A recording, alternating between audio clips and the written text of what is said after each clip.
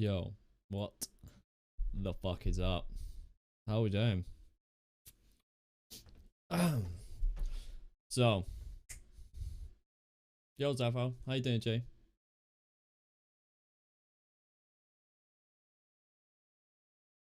How we doing? Talk to me. Tell me, how's everyone's day going? Who's here? Egg?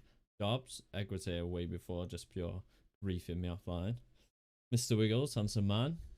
Jake, back. Angel. Placebo. Big amounts. Obviously, Mixer. Be worried if he wasn't. What's up, man? How professional mom hugger? How you doing? Zaf? I'm excited for this. I'm excited for this. Eating a massivist kebab. I had half a kebab last night. And then I went live. And then I was starving. Went and ate at 4 o'clock in the morning. I regretted nothing. Yo, TJ, how you doing, handsome? Be worried if I wasn't here either. Yeah, we'd have big problems. How's everyone doing? Has everyone had a good day? Is everyone looking forward to this? I hope they are, because I am. Really want a kebab? Yeah. Get a kebab.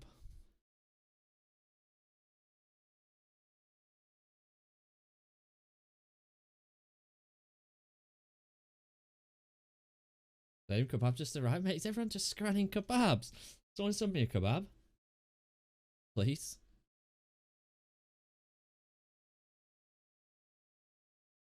If anyone wants to, what's this then? Catherine! How you doing? So,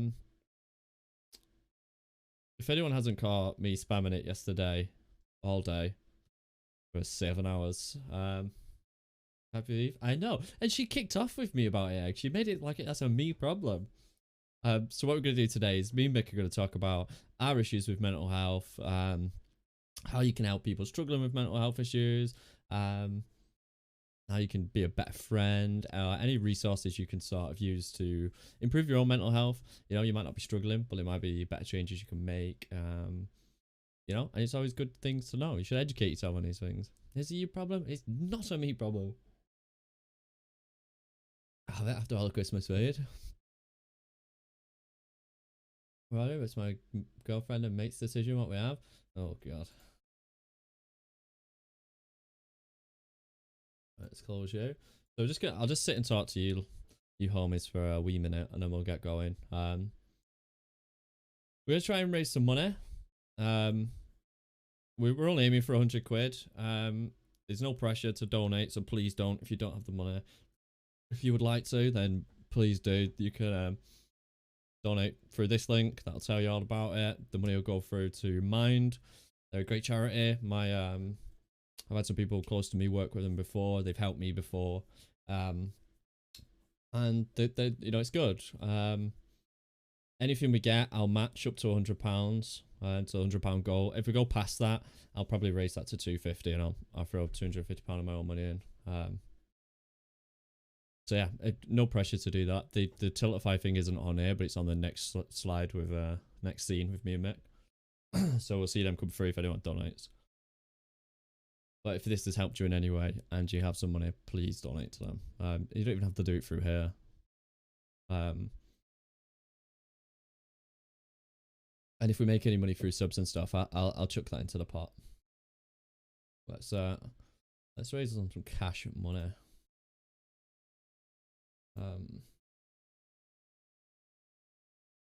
Yeah, it's gonna be good. It's gonna be good fun. Let me just post on my Instagram, so I'm going live. Let me just post a picture of my handsome face on there. And then we'll kick off. We'll start with an introduction from Mick. He'll tell us all about him and why he's such a beautiful man.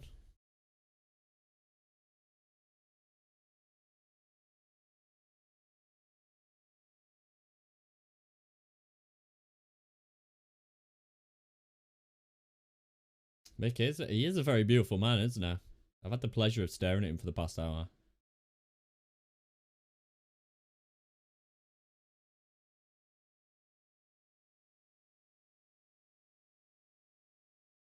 Right. Let me sling this live, and I'll bring Mick in. So Mick's someone I've met recently. Probably within the past 2-3 weeks, maybe even a month. I don't know how long I've been probably maybe the start of the month. And he's an amazing guy. He reached out to me about doing this. He would do this himself. We would have done this on his stream, but his internet won't allow it. So if anyone wants to just sling him a wee follow, you know, he's a fucking great guy.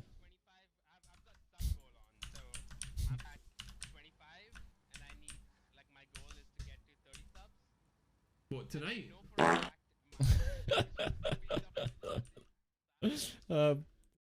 Yeah, so he reached out about this, and something I'm very passionate about myself, and you know, it seemed that I've got them turned off because I don't want that happening while we're doing this stream. And it's so fucking loud. Right, let me bring Mick in. Right, let me undeafen.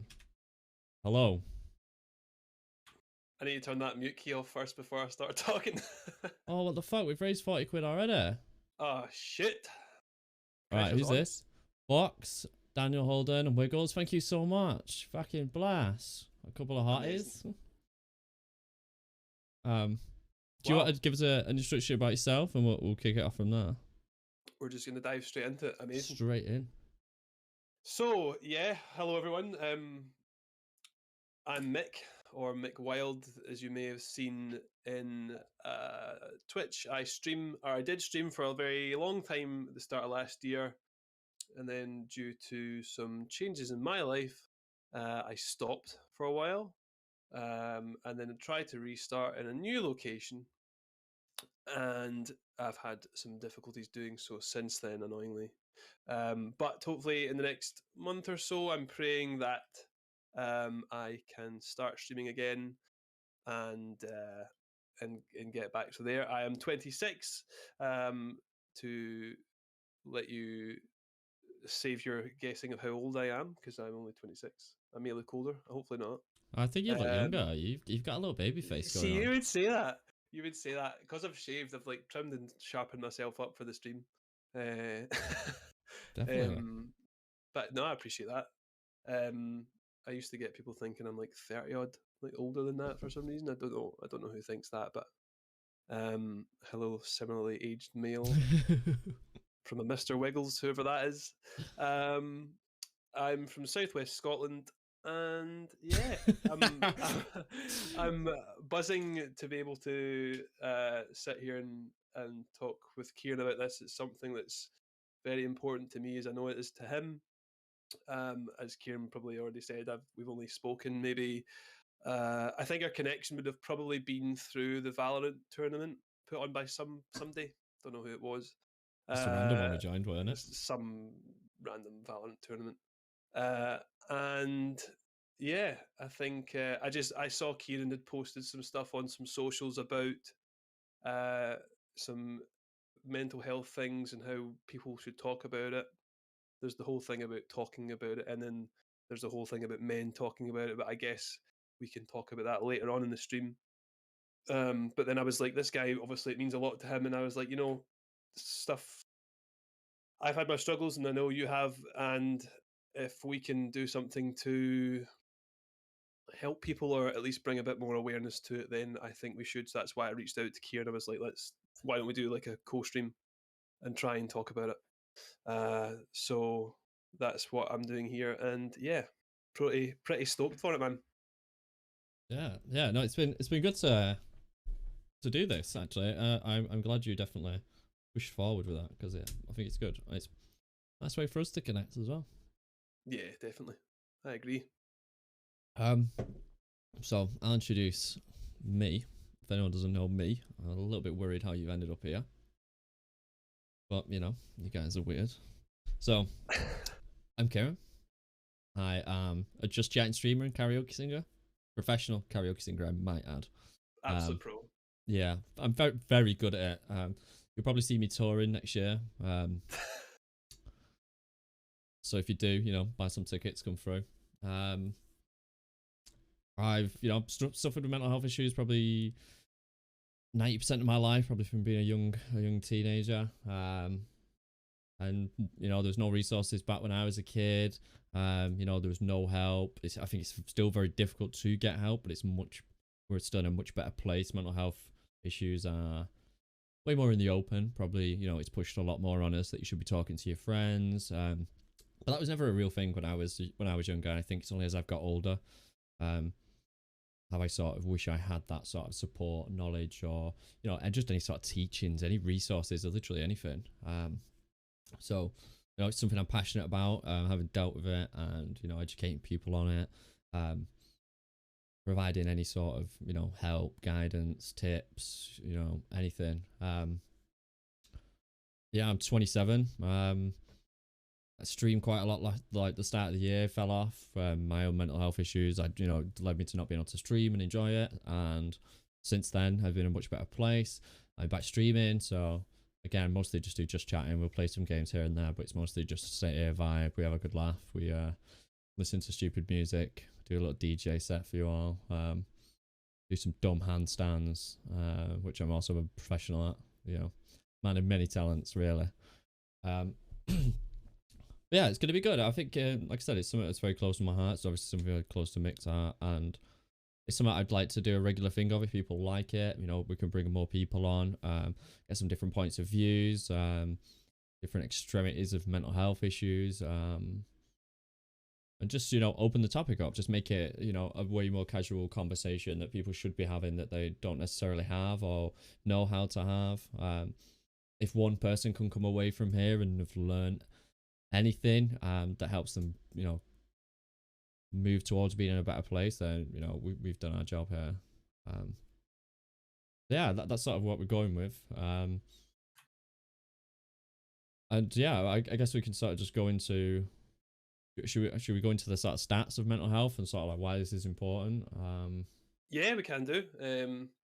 We can just cover at least we had Kieran and I had a sort of meet up the other day and sort of put together a sort of plan of what we were going to talk about.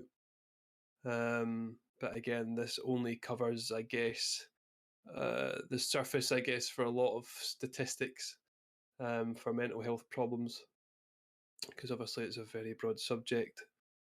All of the stats that we have got, we've pulled from the Mind charity. So the one that we're trying to raise the £100 for, we have sourced those stats from there, and Kieran's just going to put them on the screen as we go along.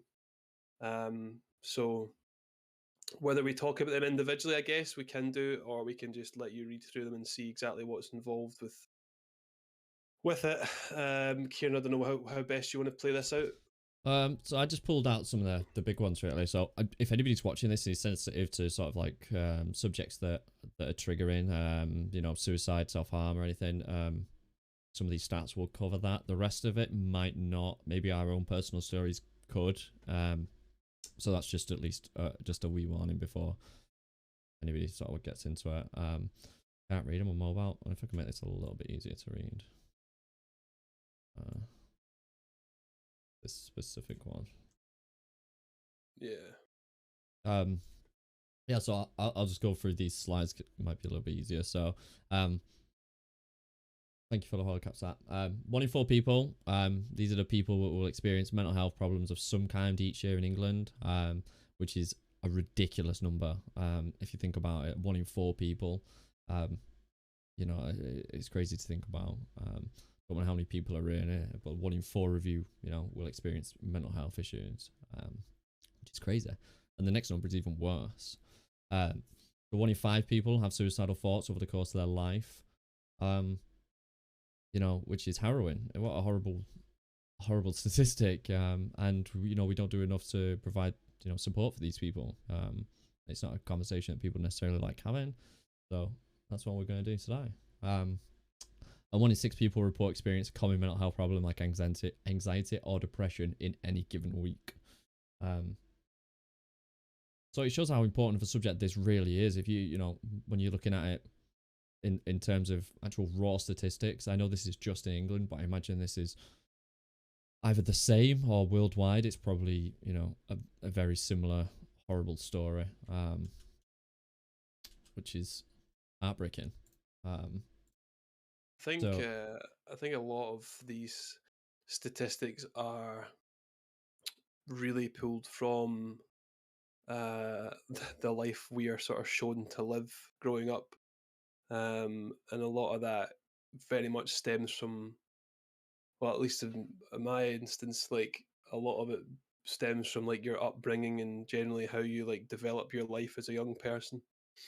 Um, it's scary to think about it, I guess. But that's not to say that people who have had a really gracious upbringing and really humbled start to life won't have those problems, because again, it's all about experience. But um, and then we're obviously brought into society to do like a 5-day working week to only have 2 of those days to rest and enjoy that way. And then there's the working hours, obviously, to sort of like try and build your life up to some sort of success and stability. So I think that's a huge thing in life right now, and what really makes it so difficult to live a normal life without any sort of mental health challenge.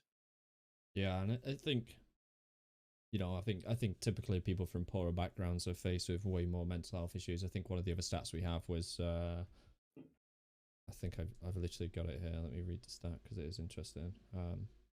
Yeah, so around 40% of people in England who have overlapping problems, including homelessness, substance misuse, or contact with the criminal justice system in any given year, also have mental health issues. So I think typically, that it shows that these things do overlap, and upbringing probably does have a big impact. And again, like you said, we're brought into the world to, that our focus is from day one is get to school, learn everything you can, get a job, and then everything that comes with it. But you get no support on the way there. You don't learn anything about any of these issues that come up, and everybody deals with them, but nobody's taught about them until No. until you're way deep in the hole of this is an issue that I have. I'm not happy. I'm really suffering. How do you don't have to reach out. But hopefully, even if this can play any part in moving towards that, I think it'll be a big issue. And the next statistics on who's the most affected definitely shows that this is a bigger issue than just the stereotypical maybe people who are from poorer backgrounds or anything. Like this issue impacts everybody, and it impacts like everybody in different ways, and people from so people identify as LGBTIQ, they're between 2 to 3 times more likely than a heterosexual person to report having mental health issues, which again is just a harrowing. 2 to 3 times more likely. So messed up, man. So messed up.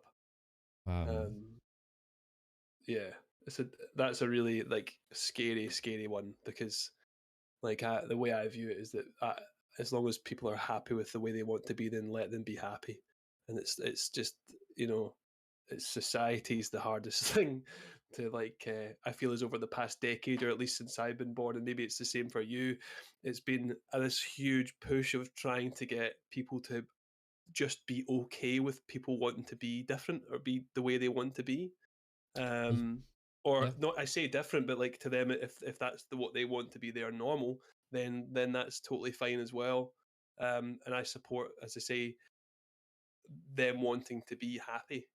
yeah, um I think at the end of the day, if somebody's happiness isn't directly impacting you, if somebody wants to go away and they if they're not happy with who they are, or anything that doesn't directly impact you, I don't you can't be upset with that. Let these people live their lives. I think our generation is way more accepting of that, and will probably provide way more support to that, which is it's quite reassuring. But I think we still got way far to go. There's still so many issues around it, and people still make jokes about it. It's horror, it's harrowing. Like I said, this is still 2 to 3 times more likely. So it shows that we're not even close to where we should be. And we should be supporting these people and letting them be whoever they want. If you want to go out and change who you are, you're certain that you're not who you are in yourself, and you want to go and be that person, then go fucking do it, and support people who are doing it, because that's probably the bravest thing anybody can do, really, isn't it? Push to be who they want to be and who they think they should be. It's no yeah, different if you if you're you know, if you want to change career, you know, you're making these big life changes. You know, you should be supporting anybody doing anything rather than just, you know, shooting people down, being fucking horrible.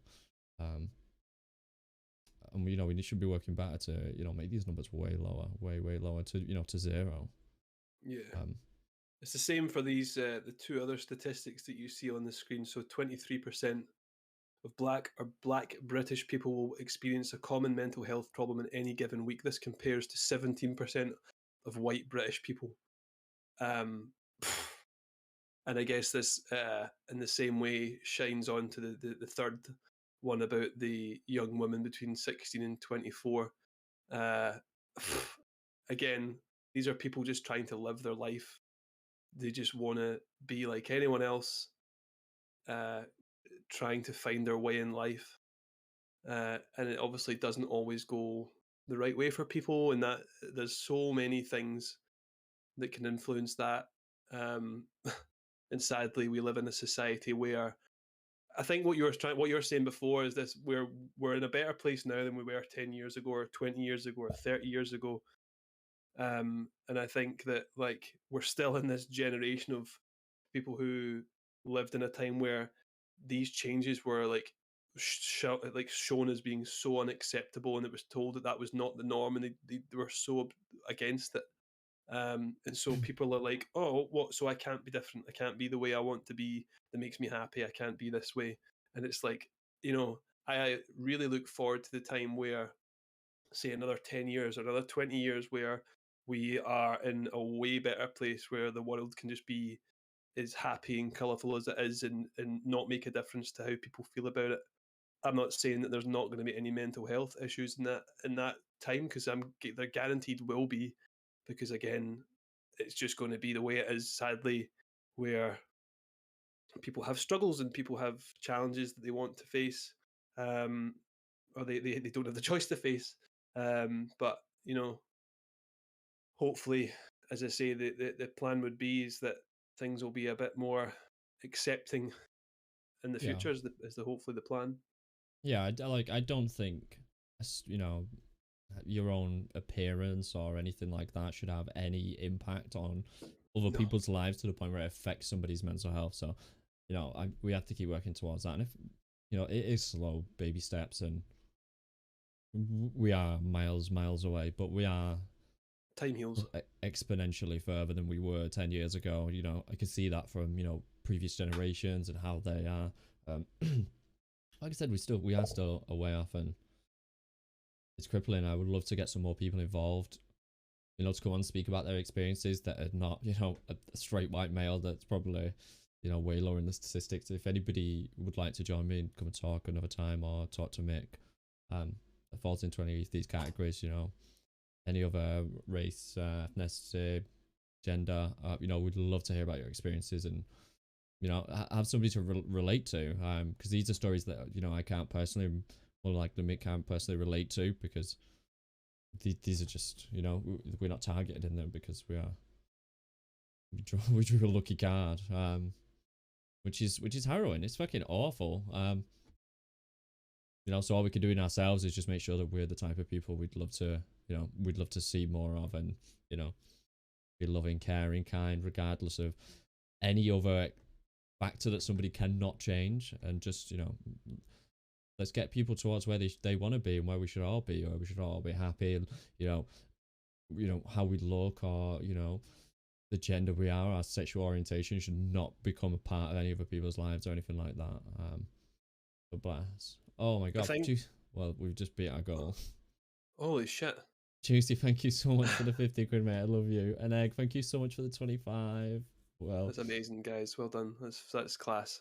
thank Um, you so much. I think the initial concept of this stream that I suggested to Kieran was like just to for two men to sit and talk about it, and like whether hopefully when I start streaming, I can do the same thing with other people, because again, like me, what I said to Kieran, what we spoke about was like collaboration is not as big a thing on Twitch as what it should be, and I think people can host a stream like this where we can just talk about a subject, maybe mental health, maybe something else. People do things about games and general life and just talk, and I know people like to see that, but I mean, if I can say that by doing this stream with Kieran that we can uh, make one person or one human feel more comfortable to talk about their mental health, then that's like the ultimate goal. It wasn't until 2 days ago or maybe so where I was like, Kieran, what if we try and raise £100? Because £100 isn't really a lot. It is a lot of money at the same time as it's not a lot of money. And I think it's a very easy target to hit. So we've done it now with some really generous people. So it's been amazing to all of you to do that and to reach into your own pocket to do that for a really good cause. So love you lots and thank you so much. Thank you.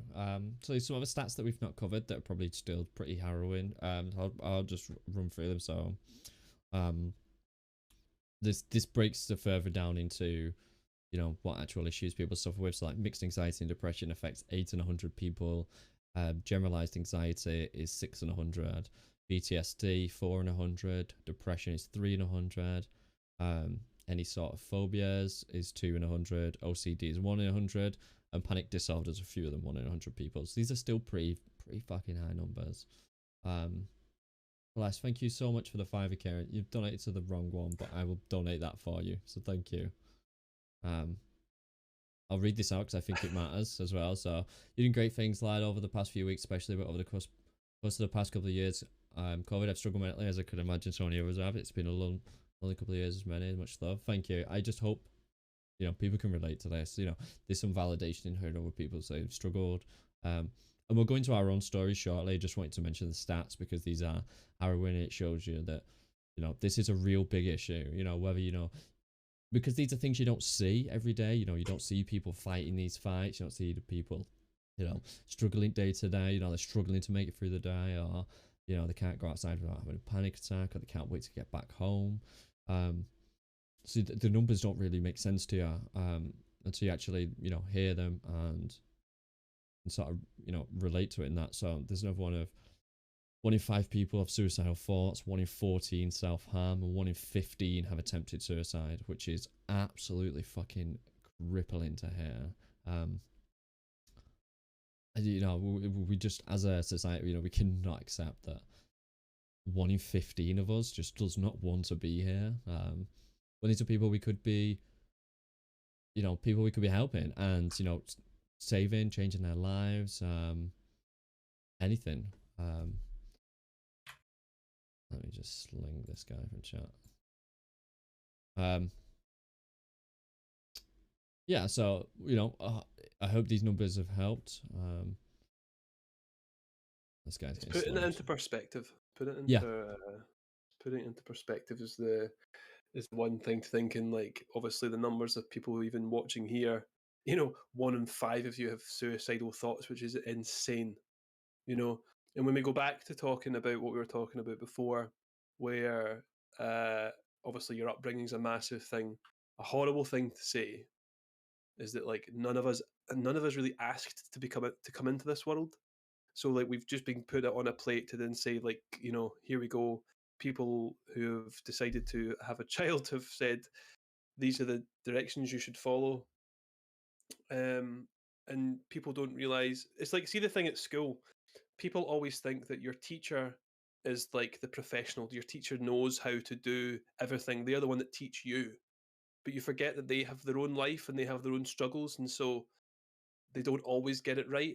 Because I personally feel like that. Like when you're young, from like 5 to 12 or whatever age, you look into the senior people in your life as the ones who show you the way, and you believe, oh, they're older, they have more experience, they know what they're doing, and then you feel like you should follow that or you should take their advice on everything. And that's not always the best way to be. It's not really the best way to be, because again, they are still in their life, they're still in their journey, they're still like trying to make the most of every day, or maybe they're not.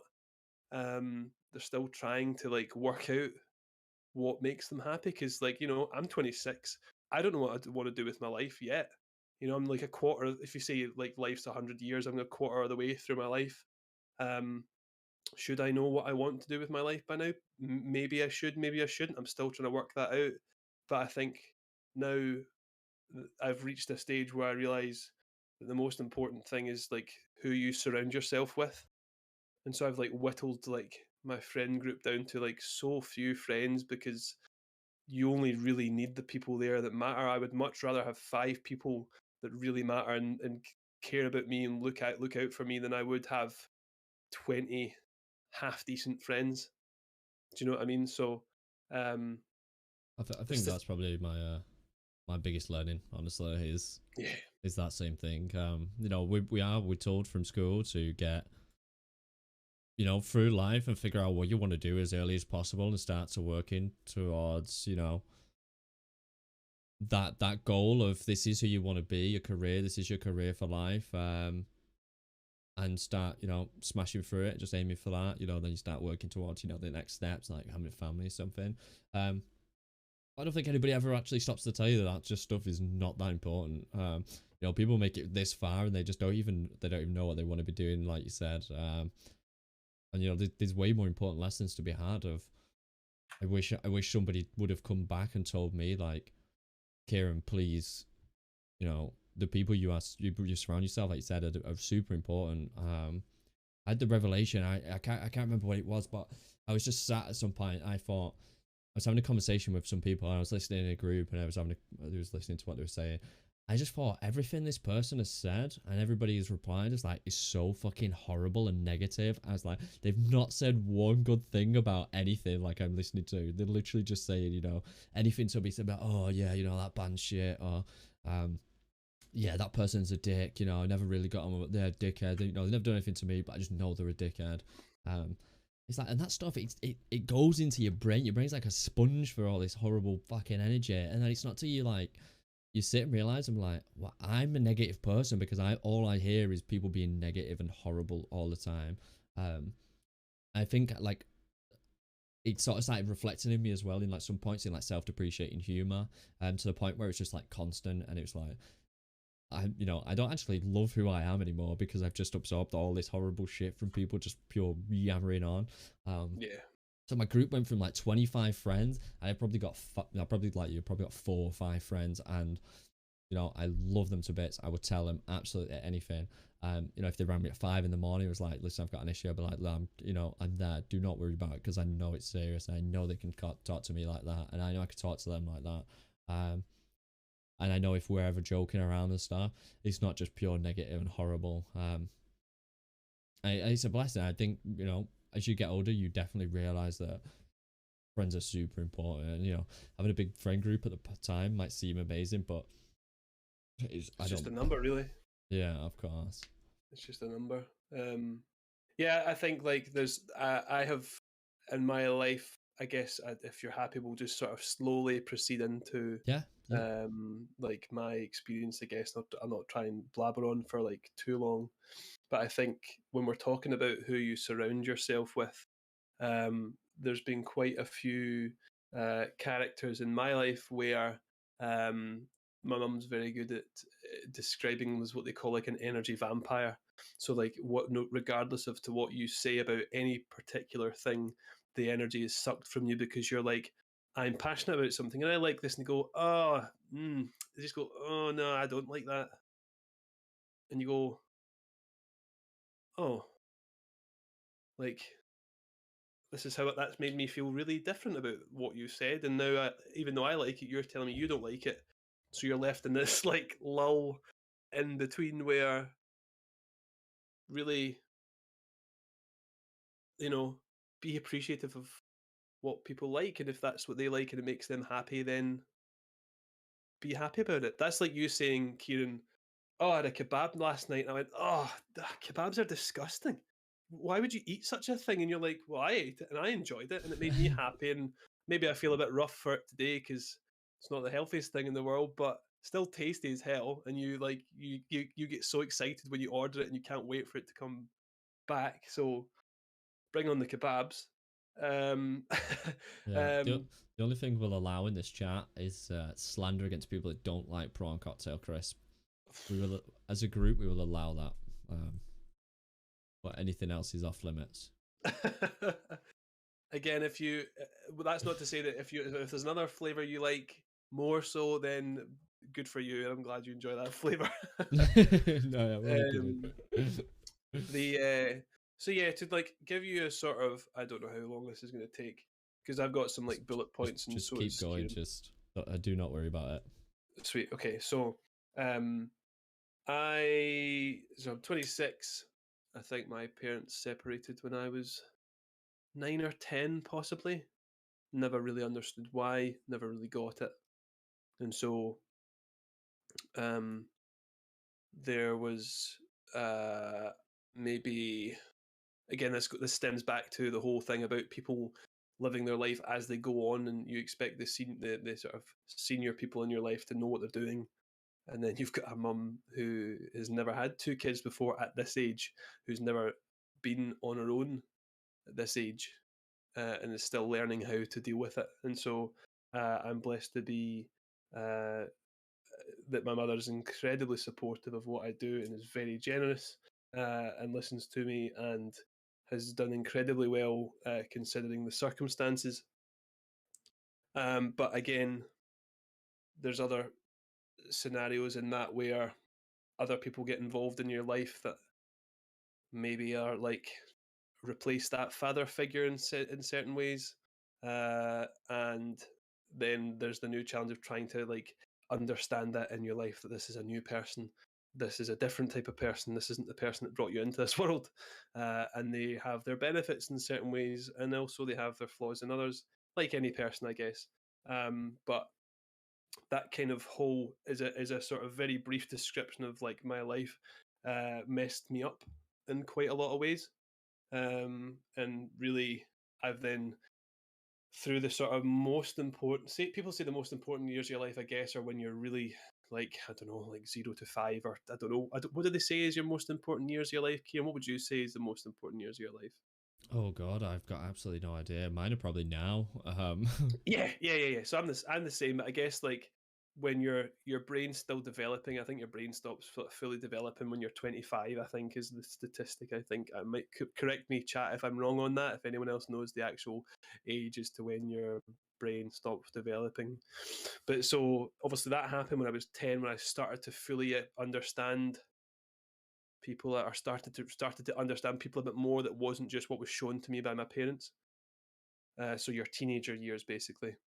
And so I had to, I basically lived with my mum, my gran, and my sister. So I was three female characters around me when I was growing up, which had its own challenges again, because uh, you don't get shown the things that a male figure in your life would show you. And so there's a lot of me having to sort of work things out myself as a man, um, and certain solutions where I was having problems at school, perhaps. Wasn't very well behaved in school, I think, statistically, through primary school. I was the worst behaved pupil out of anyone.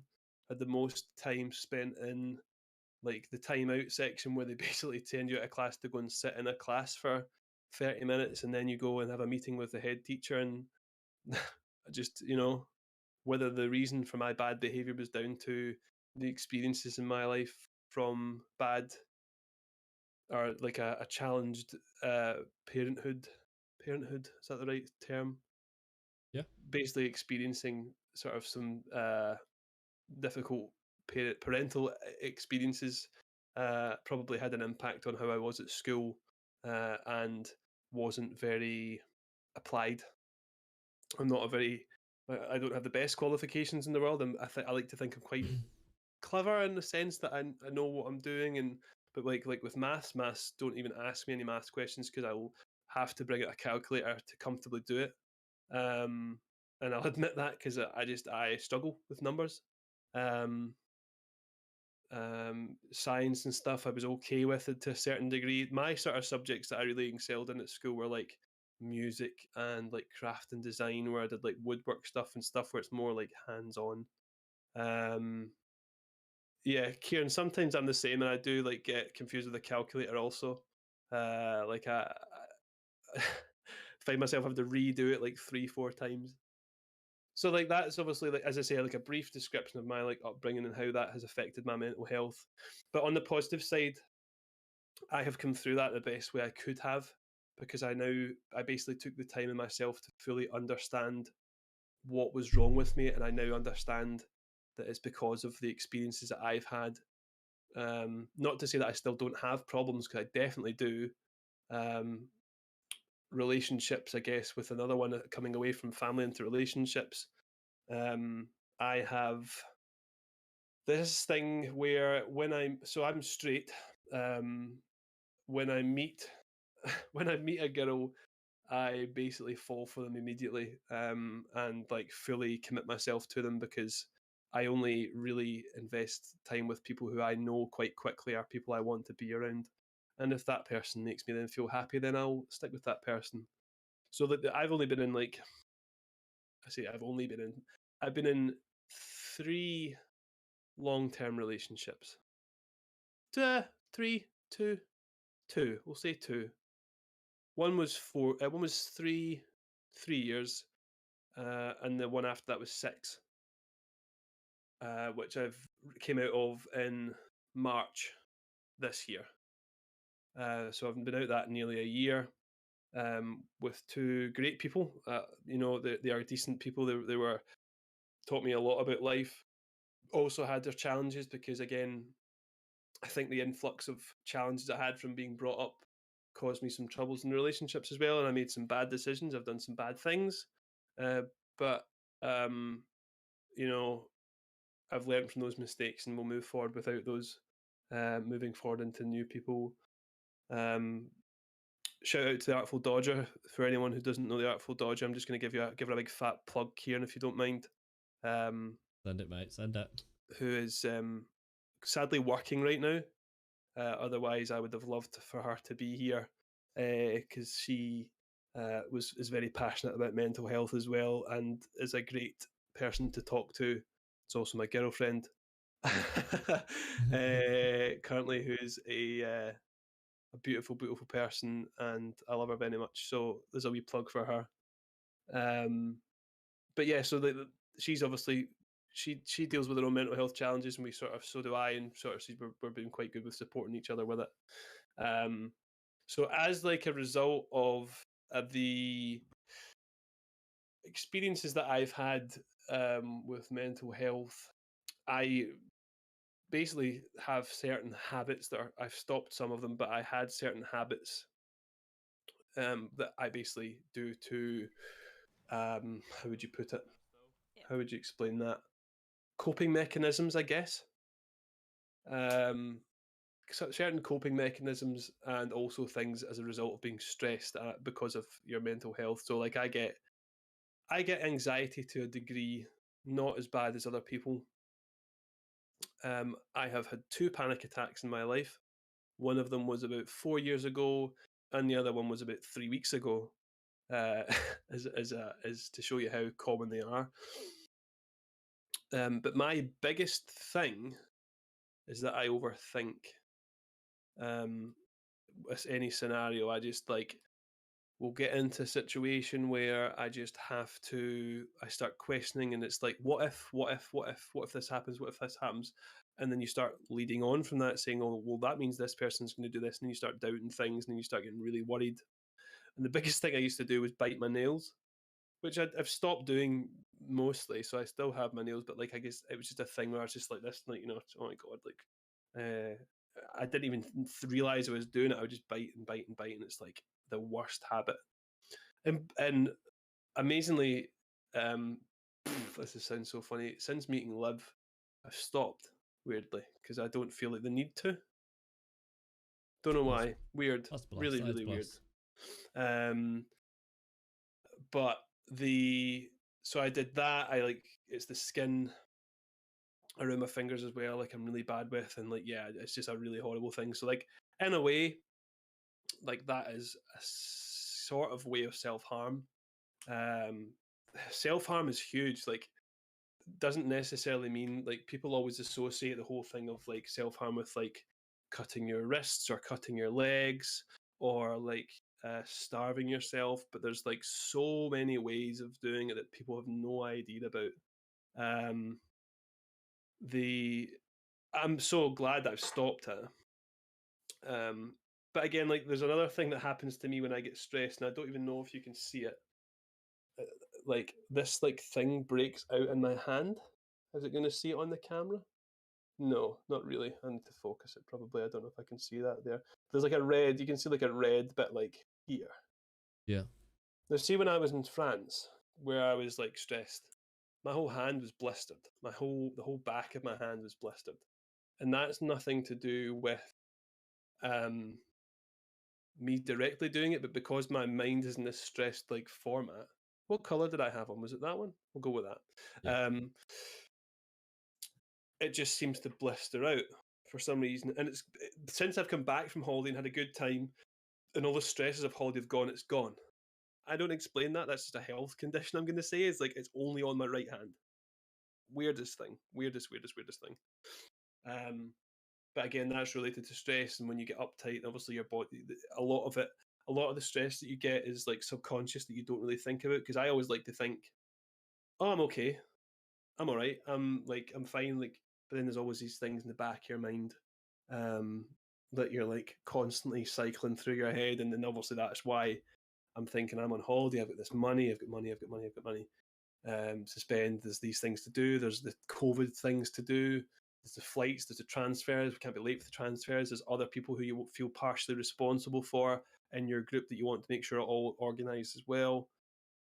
So there's all these things to think about. So I guess it's having that balance of being on a holiday and being relaxed, and also being organised and trying it not to let it affect you too much where you can.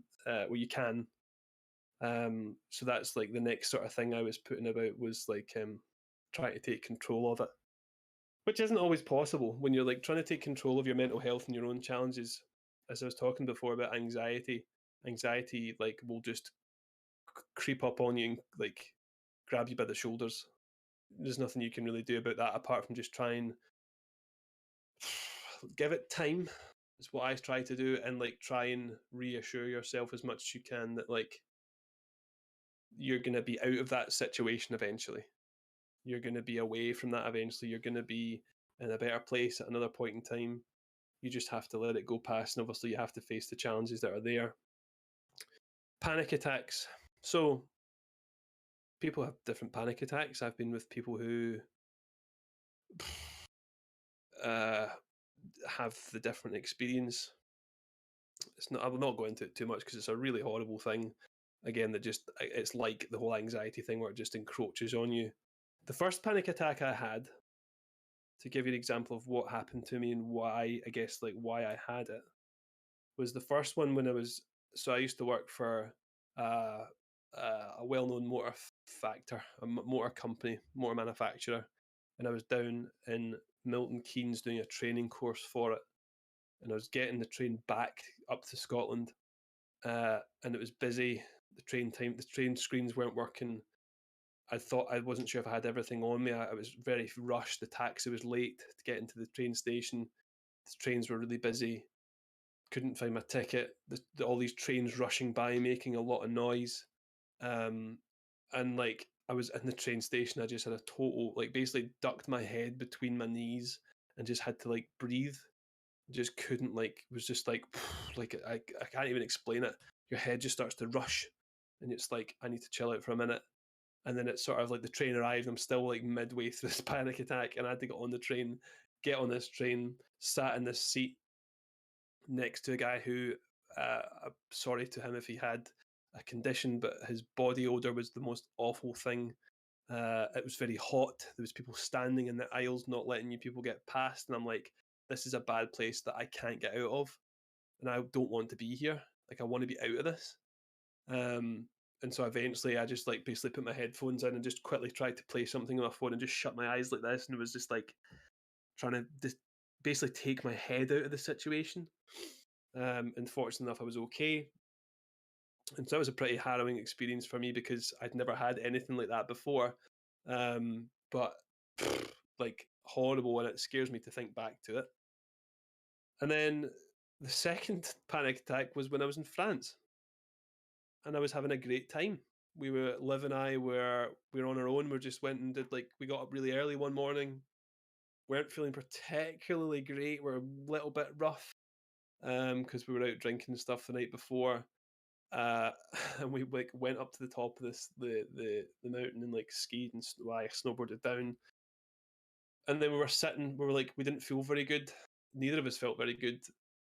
And then we sat at this little creperie, had some crepes and a drink, and I just had a complete meltdown. And I've got no idea why. No idea why. Can't explain it. Don't know why. A similar scenario, head between the knees, just so much noise going on around me. Very uncomfortable about it. Yeah, that was pretty tricky. I don't know, Kieran. Do you want to take a minute just to go through chat if there's anything in chat, or you want to carry on? You can carry on. I'll catch up with chat when you finish your story. I'm sweet. Just Okay. sat here listening. Sweet. The other thing, the kind of last few things I'll talk about are two things. So one is eating disorders, and the second one is I've added a bullet point in that Kieran maybe never saw before, is about negative language. So I'll talk about eating habits first of all. So I suppose some people will be sort of you'll not denying, they'll be slightly envious of what happened with me. I'm not envious of it at all, really. It's not a massive change in my life, but basically at the start of this year, I weighed just shy of 15 stone. 15 stone, which was probably the heaviest I was. The girl that I was with at the time, we had a mortgage together. We had £150,000 of debt in a house. A lot of pressure on you, and I was still in a position where I didn't know whether I wanted that or not, and there was again just some things in my head that I wasn't fully happy with in that relationship, and so obviously that's why things ended on that front. But I think at the same time, because I've had that stress and that anxiety in the back of my head, I turned to eating. Hence why my weight went to 15 stone, because I'm 6'4". I've always been referred to as being a bit lanky, a bit skinny and a bit tall. I don't know how easily this will show you. I'll try and show a picture of it. I would show it on the screen, but I know it's a bit difficult the way that Kieran's got it set up. So this picture here was me doing a Monroe back in August, the 8th of August 2020. It's my birthday of all days, actually. So I'm definitely a bit larger then than I was now. Still not fat, I guess. I'm definitely not fat, but that was me at my heaviest. You can see I've got a bit of a gut. There's a lot more weight in my face, which you'll maybe see.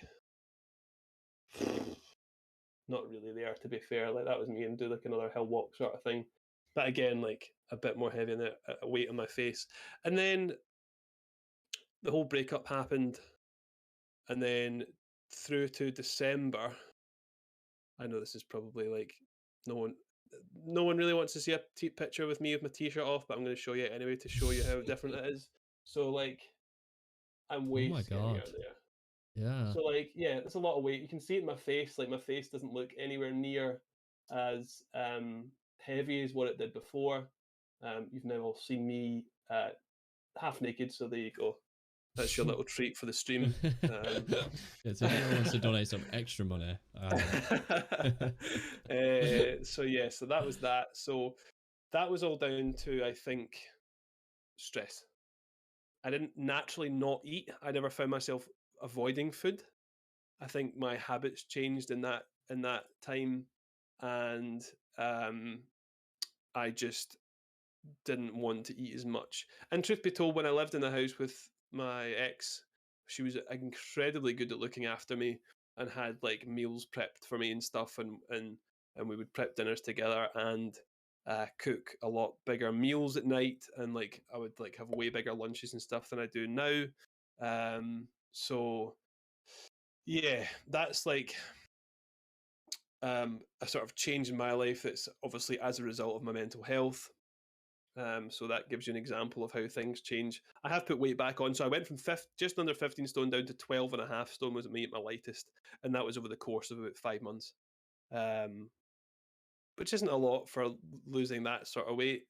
I did no exercise, no running, no gym, obviously, because we were through lockdown. Did some walking again, not as much as I have before. Yeah. And the last thing I'll talk about before I'll let Kieran take over, because I know I've been talking for quite a while now. So thank you to everyone for for bearing with me. Hopefully it gives you some sort of reference to like my life, and like how I've sort of dealt with my mental health challenges. And maybe if anyone has any questions after this, then I'll try my best to answer them. So the last thing I'll talk about is negative language. So one of the jobs I had, my first 2 jobs were working in Domino's Pizza and working in a call center for a well-known phone network provider. Domino's was great. Other pizza establishments are available. I'll plug that now, so we're not promoting Domino's, but Domino's is pretty good. The thing I got from Domino's was the confidence of speaking to people massively, because the first time I got into Domino's, it's like, "Hi, it's Domino's Pizza. What can I get for you?" And she's like, "Whoa, whoa, whoa! How are you answering that phone? Like, give it a bit of energy, give it a bit of boost, give it a bit of, try as hard as you can to try and get excited about it." And she was like, she picked up the phone and went, "Hi, it's Domino's." I was like, "Whoa, Oh like my that's God. overkill, overkill." I But would at the hate to same, ring Domino's if she's answering the phone like that. That's so keen. it was a bit keen. It was a bit keen. I'll give her that. But it really got me going, because the second time I was like, "Hi, it's Domino's. How can I help?" She's like, "More." I'm like, okay. And then I sort of slowly got. I was maybe a bit overhyped. Like the second week I got there, because I was like, "Hi, it's Domino's. How can I help?" Or like, "What can I get for you?" sort of thing, and just had that confidence. And then after that, I realized that's a bit much, and you learn yourself where the sort of level is that you want to be at and how you need to speak to people. Domino's was great for that. It was a shit job in the end, because the people who ran the place were shitty, and I hate them. But that's because they went to favoritism of someone else who hadn't been there as long as me, and yeah, they basically fucked me over. Anyway, Domino's. Hey, the call center I worked my way up through, from a sort of person on the phone to like a team leader, and so with a few jobs in between. So I was in charge of maybe 20 people.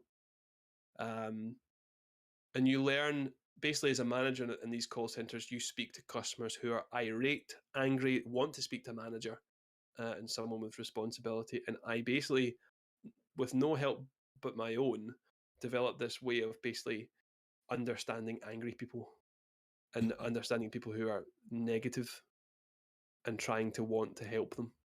So I now replace words like problem with challenge. I think I said this to Kieran before. I maybe spoke to you about this before.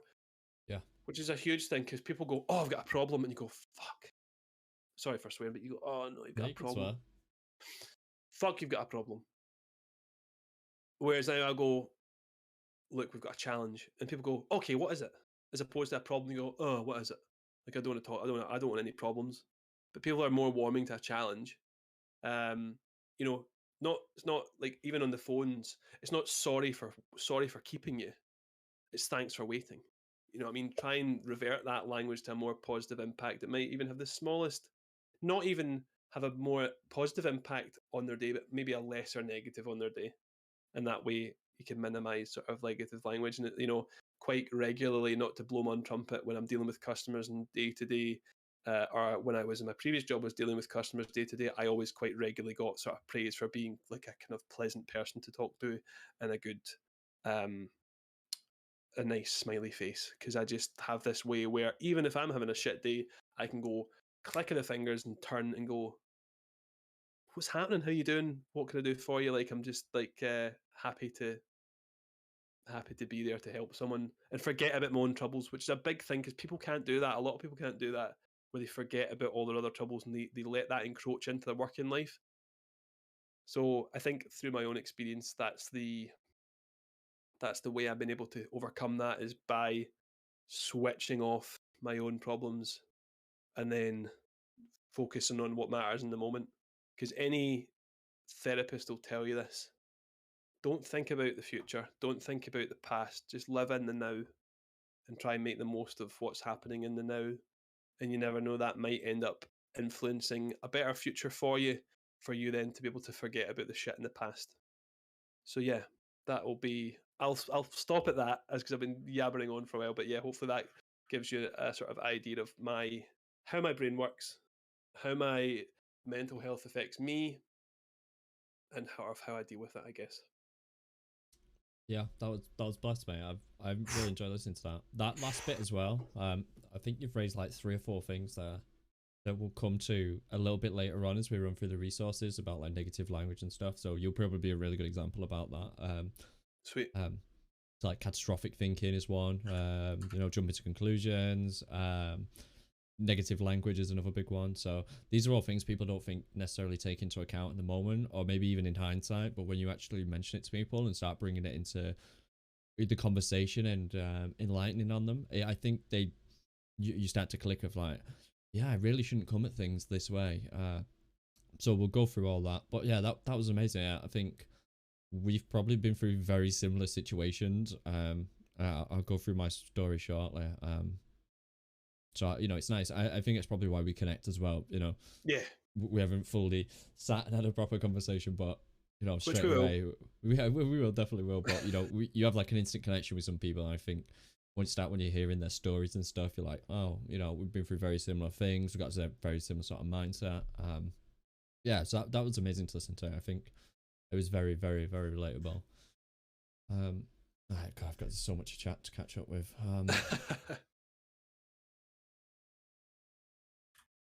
When I was so tiny, when I was 12, I told my mom was on a heart attack. She told me to stop being ridiculous, 12-year-olds. Yeah.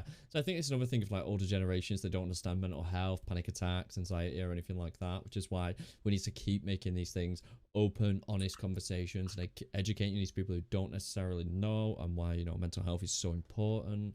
And, making steps to make that way more publicly accessible and just making it a day-to-day thing. I think it's much harder to bring it into the conversation with our, older generation, because you have to find almost a common ground for a reason to bring it into topic.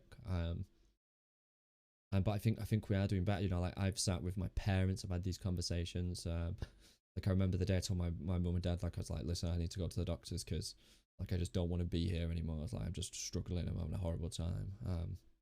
And like, well, like their ass fell out. They didn't know what to do because they're not taught how to deal with this. And I'm not surprised. These things you don't get taught. Sometimes you rely on these people for that, and they just don't know. So anything we can do to bring this conversation in and educate people on it, how you can reach out to people, how you can help. Some people don't even know how to listen. So these are all in the resources to go through. I think that's a good example of telling your kids, oh, don't be stupid, when these things actually really matter. I used to have panic attacks every time I stepped outside the house. I didn't even know what a panic attack was at the time, so for the longest time I just wouldn't leave. Also, I'm really sorry to hear that, and I'm glad that you've got through that, and hopefully you're in a much, much better place. Because it's awful. And I hope you manage to find the support and the help and the love from your friends and everything for that. So we have some donations come through as well. So Kieran T with the £7, so that's £5 to my channel, and then £2 to the charity. I will forward that on, Kieran. Thank you anyway. It's a bless. It's bless. I'll forward it. Pandas17 love. If that's who I think it is, thank you so much. You are a treasure. For the £20, and Unicorn, thank you so much for the 10. Plus give for the 25. You guys are smashed it. We've got around £172. I didn't even think we'd hit 100, to be honest. I just thought, it's blessed. It doesn't really matter too much. We know what's doing it. It's class. Because, yeah. So blessed, man. It's amazing to have that. Yeah, that's mental. And thank you to everyone so much for doing that. That's why I was like, so like I did quick brief thing. I did Movember like 4 years ago. I can't do it anymore because I have a mustache all year round. Have you kept it ever since Movember? Because it's a good look. Is that what spurred it on? I just started growing a mustache and shaved the beard, and it stayed. But I basically started Movember to raise 50 quid. because I thought 50 quid is £50 that I wouldn't have raised any other way, or I wouldn't have raised if I didn't do it. And I raised 500 quid. That's sick. So That's so amazing. so Big that's up why I was you. like, £100. Let's just do £100. £100. Let's just do it, and it's like it doesn't matter if it makes this stream worthwhile, because it doesn't really. Because again, as I said, like, it's good to talk about it, and that's the main thing of what we're trying to achieve. But yeah, 172. Will we hit 200? I wouldn't be, if we do, great. If we don't, great. Yeah. So just as a reminder, I'm gonna match the £100 that our initial was. So I'll throw that in, and then if we get past that, I'll potentially raise that to 250. And we can donate some big money to them. Sweet. So everyone, I think, unanimously wants Domino's now. Yep. So if Domino's wants to reach out for mad revenue, reach Mick, and he'll well, probably not anymore after you slated them. That was it. Okay, I've only had 2 panic attacks in my life as well, both within the last 5 or 6 years. The first was when I lost my job suddenly, literally hadn't dealt with anything like that before. Yeah, it's awful, awful, awful thing is losing your job. I got home and literally just broke down, couldn't breathe, probably just cried. Second was I realised that I fucked myself over with money and literally had too much finances that I could afford. I was driving home and trying to go and it was burst out crying, struggling to. I'm so sorry. I think finance is probably a very, very, very common issue for panic attacks and anxiety.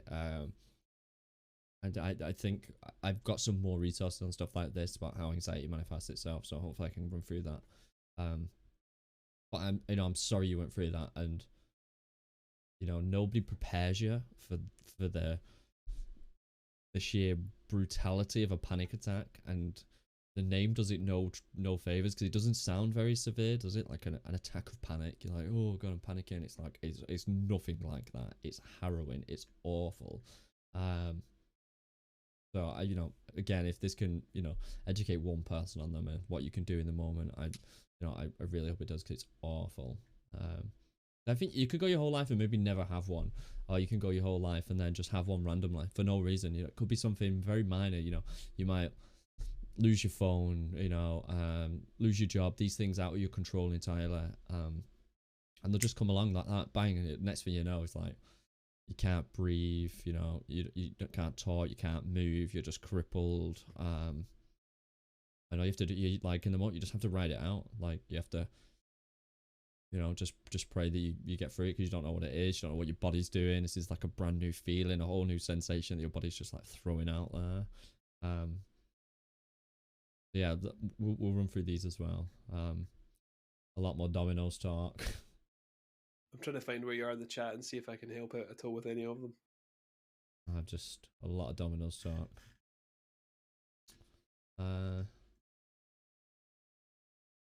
Yeah, I've got no idea where I am.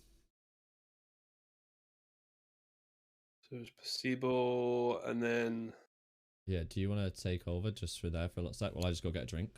Yeah, let's do it. Okay, I'll try and go from where, like, placebo, I think, was talking. I think you briefly talked over panic attacks. I think, like, the thing with panic attacks, placebo, is that you kind of just have to let them happen.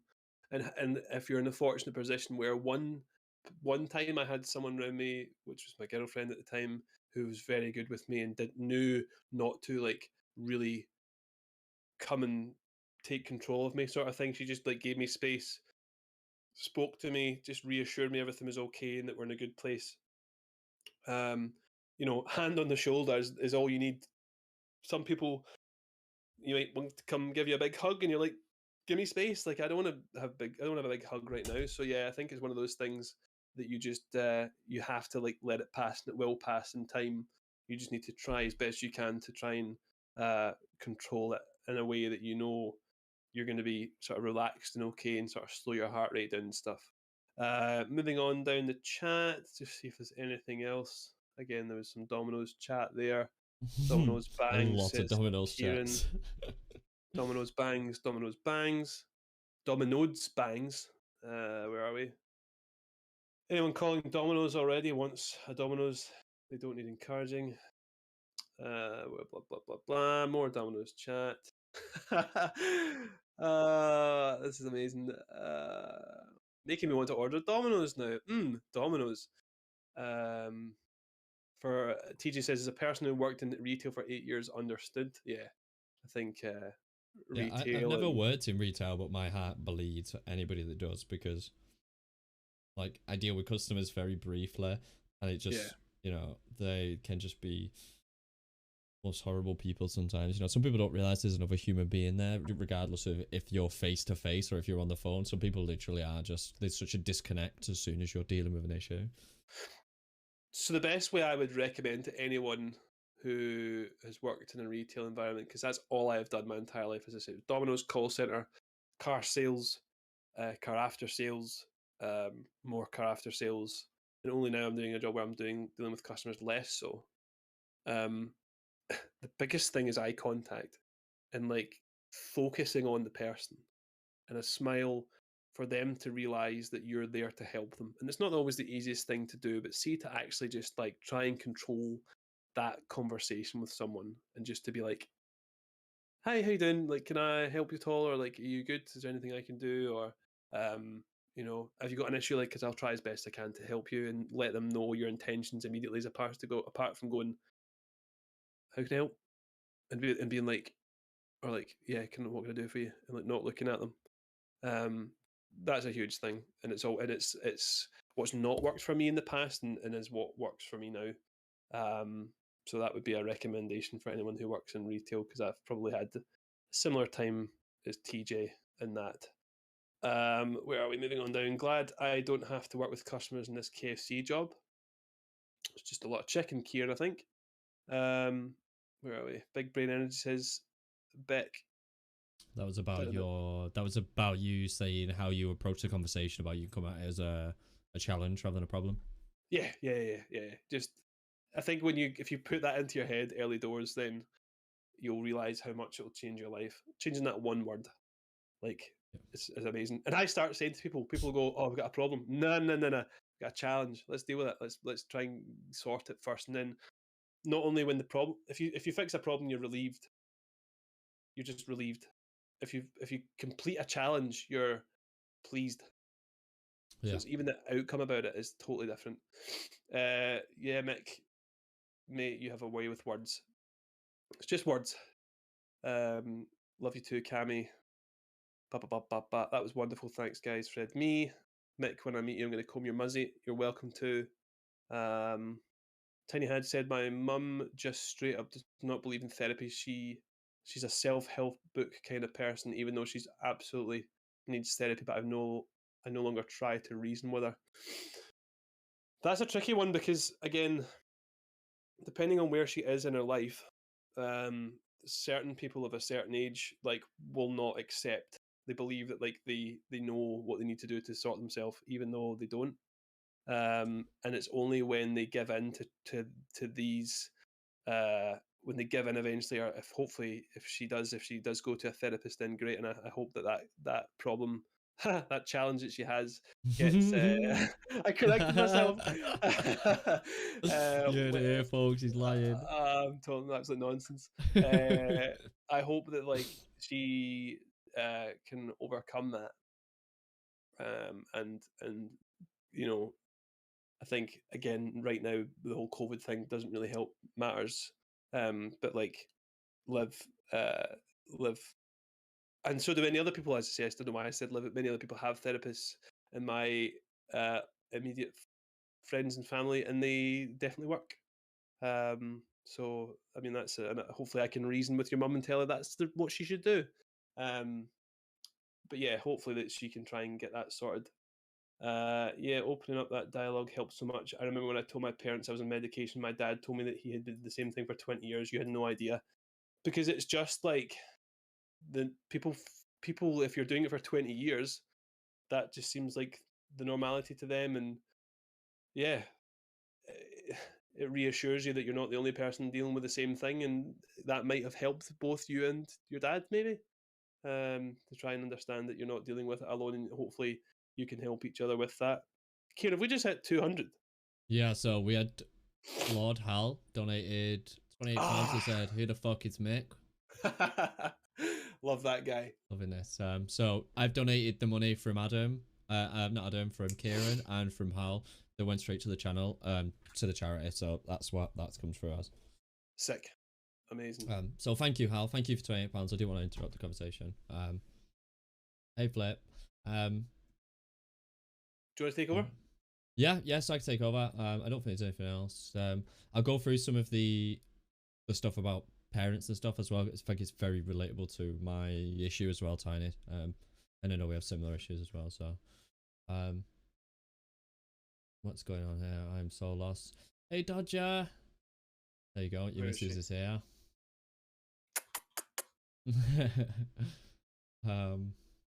I think a person I still think I need that person in my life that makes me happy, the person that kind of weakens me in my strongest moments.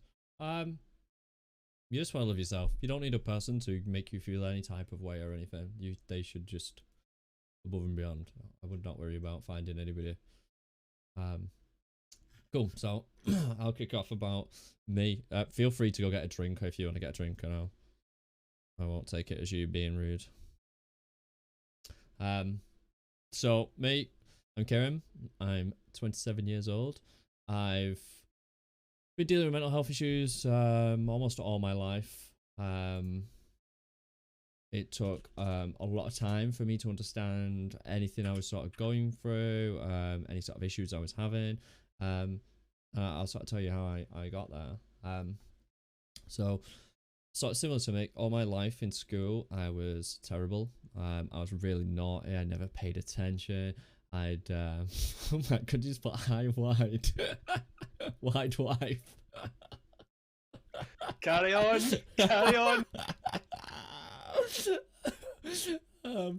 We'll just move swiftly on from the accidental assaults. So yeah, all through high school, I never paid attention. I hated education. I didn't like being there. I suffered terrible mental health episodes through that. I was really depressed. I tried dropping out. Really just did not enjoy the entire thing.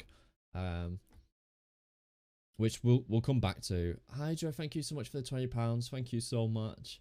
I really struggled, and later on in my life, well, this year, I came to the conclusion of what's happened. I'm just gonna ignore chat for now. Thank you, Egg. So I struggled from it. I tried to go to college from high school.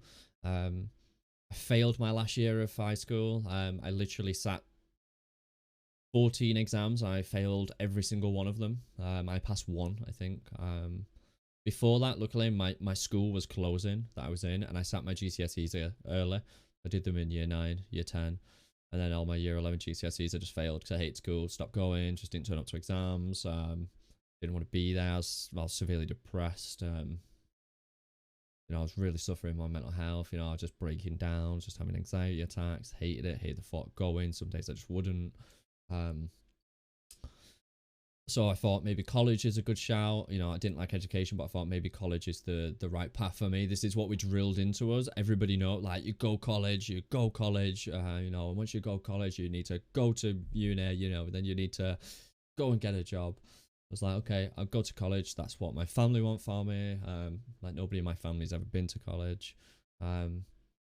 So that's the path I went down. I started to learn from 13, I taught myself how to program. So I was set on being a programmer. I was very lucky that I sort of had a good idea of what I wanted to do from being a young age. That was always the career path. So I got to college, I studied programming, and because I studied it for so long, I was quite far ahead of where we were. So I got there. I went to a college miles away. I thought, if I go to a college far away, I'll have a way better experience. I'll meet new people. I get away from the people I don't like. It's a good excuse to cut people off. And I hated it. I absolutely hated it. I wish I'd have stuck with the people I liked. I wish I'd stuck with the people who were close to me. I was dead far ahead, so it didn't really work out. I had a horrible schedule. Just hated it. So I remember I sat down and I said to my parents, like, listen, I don't want to go here anymore. It's like, it's killing me. So I looked for a backup plan. I needed something to fall back on. I needed something, and I wanted it to be with the career I was doing. Thank you, Gus, for the £15. So Thank you, Gus. I looked at what other path do I have. So I found apprenticeship. And it turns out you can do apprenticeships. They weren't very big at the time. They were well advertised for kids. Again, it's still drilled in us. You need to go to uni. You need to get a job, a degree. So I found them. I looked to do the programming, go straight into it. Straight learning. You're doing on-the-job stuff, which is way more what I like doing. Whenever I was in school, I preferred hands-on. I want to go break things, figure out how to put them back together. Very hands-on, not very theory-based. So an apprenticeship seemed bang on for me. You're learning on the job. So I made the decision to do it. I got my apprenticeship. I remember I went to college the next day. I went to the head and I was like, listen, I want to drop out. And then this woman, honestly, she was awful to me, and it'll stick with me forever. So she sits me down and she's like, well, why do you want to leave? It's like, well, I'm going to do an apprenticeship. I don't like college. It's very theory based. I'm very hands-on. And the whole education system is actually built around just one type of learning, and I hate that. And I'll just, people learn in different ways, but if you don't learn in the one specific way that school teaches you, you'll have such a horrible time, and it's horrible. These people, I really just don't like. I don't like theory based. I can't read books. Which again, I'll come back to the reason of how I figured out all this, and how it all makes sense now. So she was horrible to me. She was like, listen, if you drop out now, it reflects really badly on the college as a whole. You've got to think about everybody here. It reflects really badly on your class, reflects really badly on me. It's like, but this is my health. This is my health and my career. This is, we're drilled into, we have to go through and get a job and everything. I was like, and now you're holding me back in some sort of way, which is ridiculous. Thank you, Liv. Thank you so much. So I did my apprenticeship and I absolutely loved it. My mental health was in such a better state. I was learning. I was moving towards the path I wanted to do since I've been, 13, working at it, DJing on Habbo for anyone who was there. And it was an amazing experience. I learned so much from it. It was the kickstarter into my career now. I'm absolutely blessed to be in a position I am, and it was all because of that. I had some horrible experiences in my apprenticeship as well. Like, I was discriminated by my manager for having tattoos. He hated them. It was okay for everyone to wear short sleeve t-shirts, but I couldn't because I had my arms tattooed, which was ridiculous because I worked in an office and I'd never seen anybody other than the people in the office, which was probably my first introduction to the real world and how people can just be horrible people for literally no reason. Like, my tattoos are not offensive. Like, it was just this arm at the time, so it ships unless he's got like a real issue with boats. And he hated it. He was horrible to me for it. It's like the peak of summer. He just would not let me wear a t-shirt. And I was like sort of like just come out of a really horrible mental health episode, and I got like this guy's being a dick to me for no reason. I'm only my tattoos I had quite early, so I was probably just 17. I was like, oh god, is this the life I've been sort of working towards? So, I've gone through college, I dropped out, hated it. I thought, I need to be on the path of my career. I finally get here, and I've got this guy just being horrible to me because I've chose to have something on my body that does not affect him. And it was awful. Luckily, I had very sweet justice of a guy took over the company, and he was full of tattoos. And I remember I was in the office one time and he was upset with me because I had a short sleeve t-shirt on because it was about 30 degrees. And the CEO came in, he was like, oh, what's going on? I was like, oh, well, this guy, he's upset that I'm in a short sleeve t-shirt. And he just like laughed. He was just like, I cannot believe you've treated him like this. He's like, well, I've got tattoos. He said, I'm wearing a short sleeve t-shirt. Like, you're going to shout at me? And the guy was like, no. I was like, oh, God, thank bless. So from there on, I was like, shorts. Seth, thank you for the £100. What the fuck? Whoa. No way. Thank you so much. Holy shit, Fuck man. me. Thank you. Thank you, Zeph. That's incredible, man. That's a That's big number. insane. That really is. Thank you so much. I'll let you Fuck. carry on, man. That's Yes. like that. Um. So, luckily from there, that things got a little bit better. Thank you for the sub as well, love.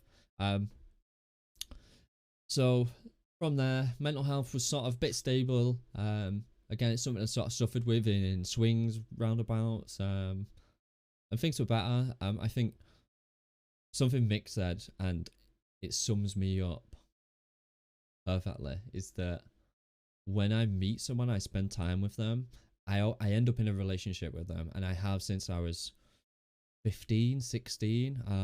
I've only ever been in long-term relationships. I was with somebody for 3 years. I was with another person for 3 years after that. I was with somebody for 2 years, and then I was with somebody for 5 years. My most recent relationship was 5 years. And I regret a lot of it because I don't think I ever loved myself enough. I don't think I was ever in the right place for some of them. And through that and rushing through into them and stuff, I ended up in a relationship where it probably, I think I'm very lucky to have made it out to the other end of, because she gaslit me. She like repeatedly cheated on me, and it was my fault. I changed a lot for her. I became somebody I didn't want to be because I was trying to be molded into this person she wanted.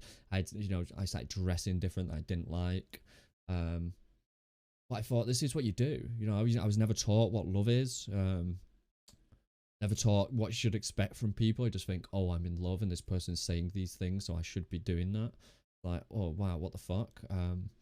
Yeah, and it got to a point where my mental health got so bad, I started having panic attacks. I'd have them driving home from her house. Anytime she'd ring me, I'd just have a panic attack, 'cause I thought she's cheated on me again and she's telling me. And I was like, don't know how I never, in hindsight, like, I get mad because I thought in the moment I should just been like, Kieran, get the fuck out. But you just don't. You're just locked in. You're in this pit. You can't escape.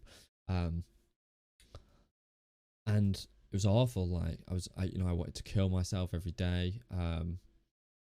I just couldn't get out of it. I couldn't figure out a way to get out of it. I didn't even see the need to get out of it. I just felt, I love this person. This person is my rock, the person I love with all my heart in this moment in time. So, what's wrong with me? This is a me issue right now.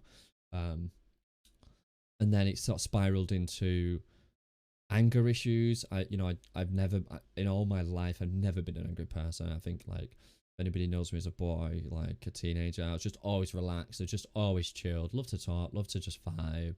And in that moment, in that relationship, I was just the most horrible, aggressive person. I started punching walls. I put my fist through more doors than I would like to ever admit. I put my fist through a wall. I punched a concrete lamppost. I've kicked a concrete lamppost, and I regretted both of them very much. Who decided it was a clever idea to make lampposts out of concrete? I've got no idea, but I give it a good, like, Ronaldo free kick, like, style kick, and I regretted it instantly. But I was just trying to take it out on anyone, and it is a form of self-harm. That's exactly what I was doing. I was self-harming in that sense. Like, I was trying to hurt myself, and it was awful. And I couldn't get out of it, and I just didn't get it. It was, it was a me issue. And I remember, I just, one day I was driving. She went away. She went on holiday to Thailand, with her friend, and then I remember she got back. She rings me. She's like, "Oh, listen, I've got to tell you something. Like, I've cheated on you over there." I was like, "Oh my god."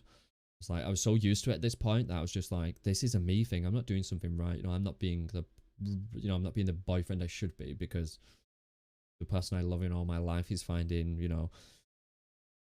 satisfaction elsewhere, whether mentally, physically, or anything. So it was really awful to deal with. I remember I got the phone call and I was driving.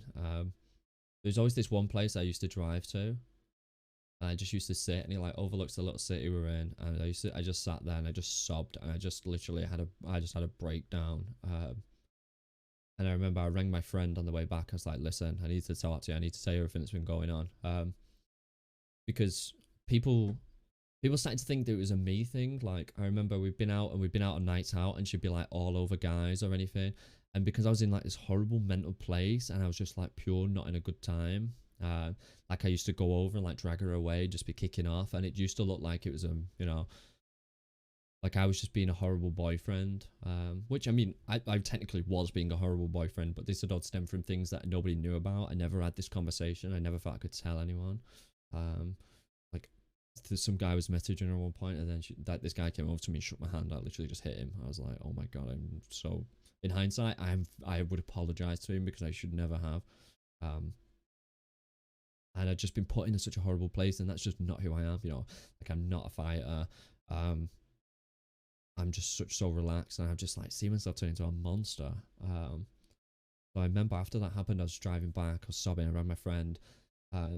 He come and met me, we sat, we had a conversation, and he was like, well, what are you gonna do? Like, you're gonna stay together? I was like, no, this is the end. I ended up back with her. I was like, I can't, I don't understand why. I just gravitated back in. Like, I know it's like, is it Stockholm syndrome? Like you go back to, you know, your abuser.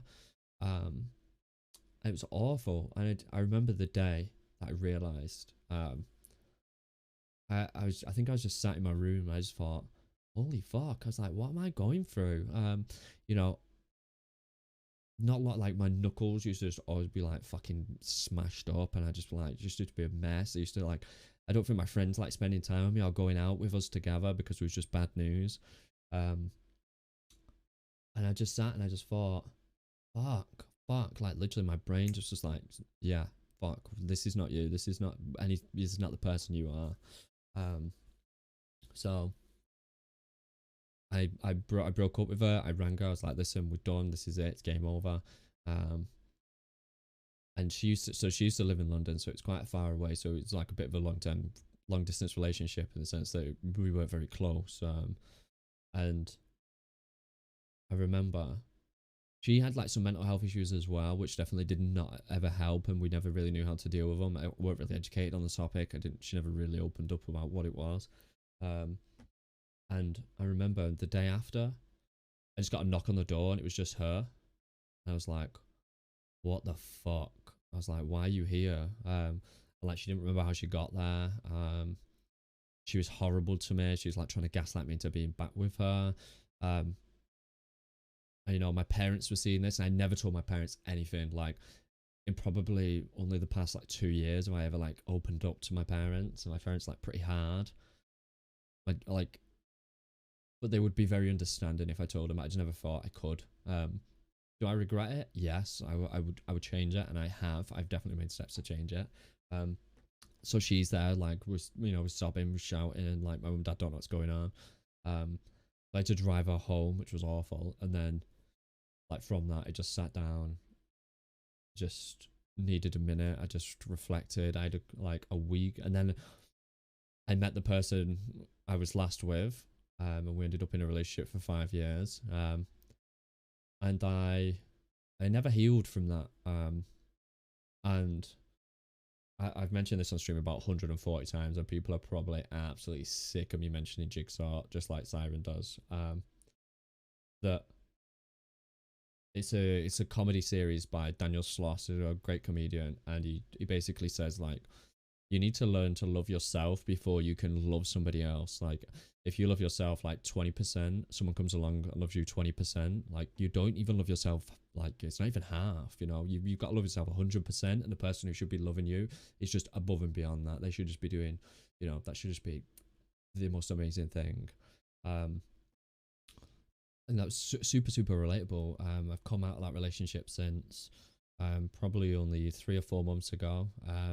This is the longest I've ever been single in my life. Like, 'cause I just always ended up in relationships. And it's been really hard. So this year in lockdown, I was speaking with a really good friend of mine, and he was telling me about he thought he had ADHD. In all my life, I thought ADHD was you know, hyperactive kids running around in circles, screaming, you know, just absolutely bombing like fucking boxes of Smarties and stuff. I never really got it, you know, never learned anything about it in school or anything like that. So he's telling me his symptoms and stuff, and I was like, holy fuck, I was like, you've summed up my entire life like in about 4 sentences. So he's telling me, you know, like he always forgets things, loses things, can't really hold a conversation without just like his brain just going off in a different direction.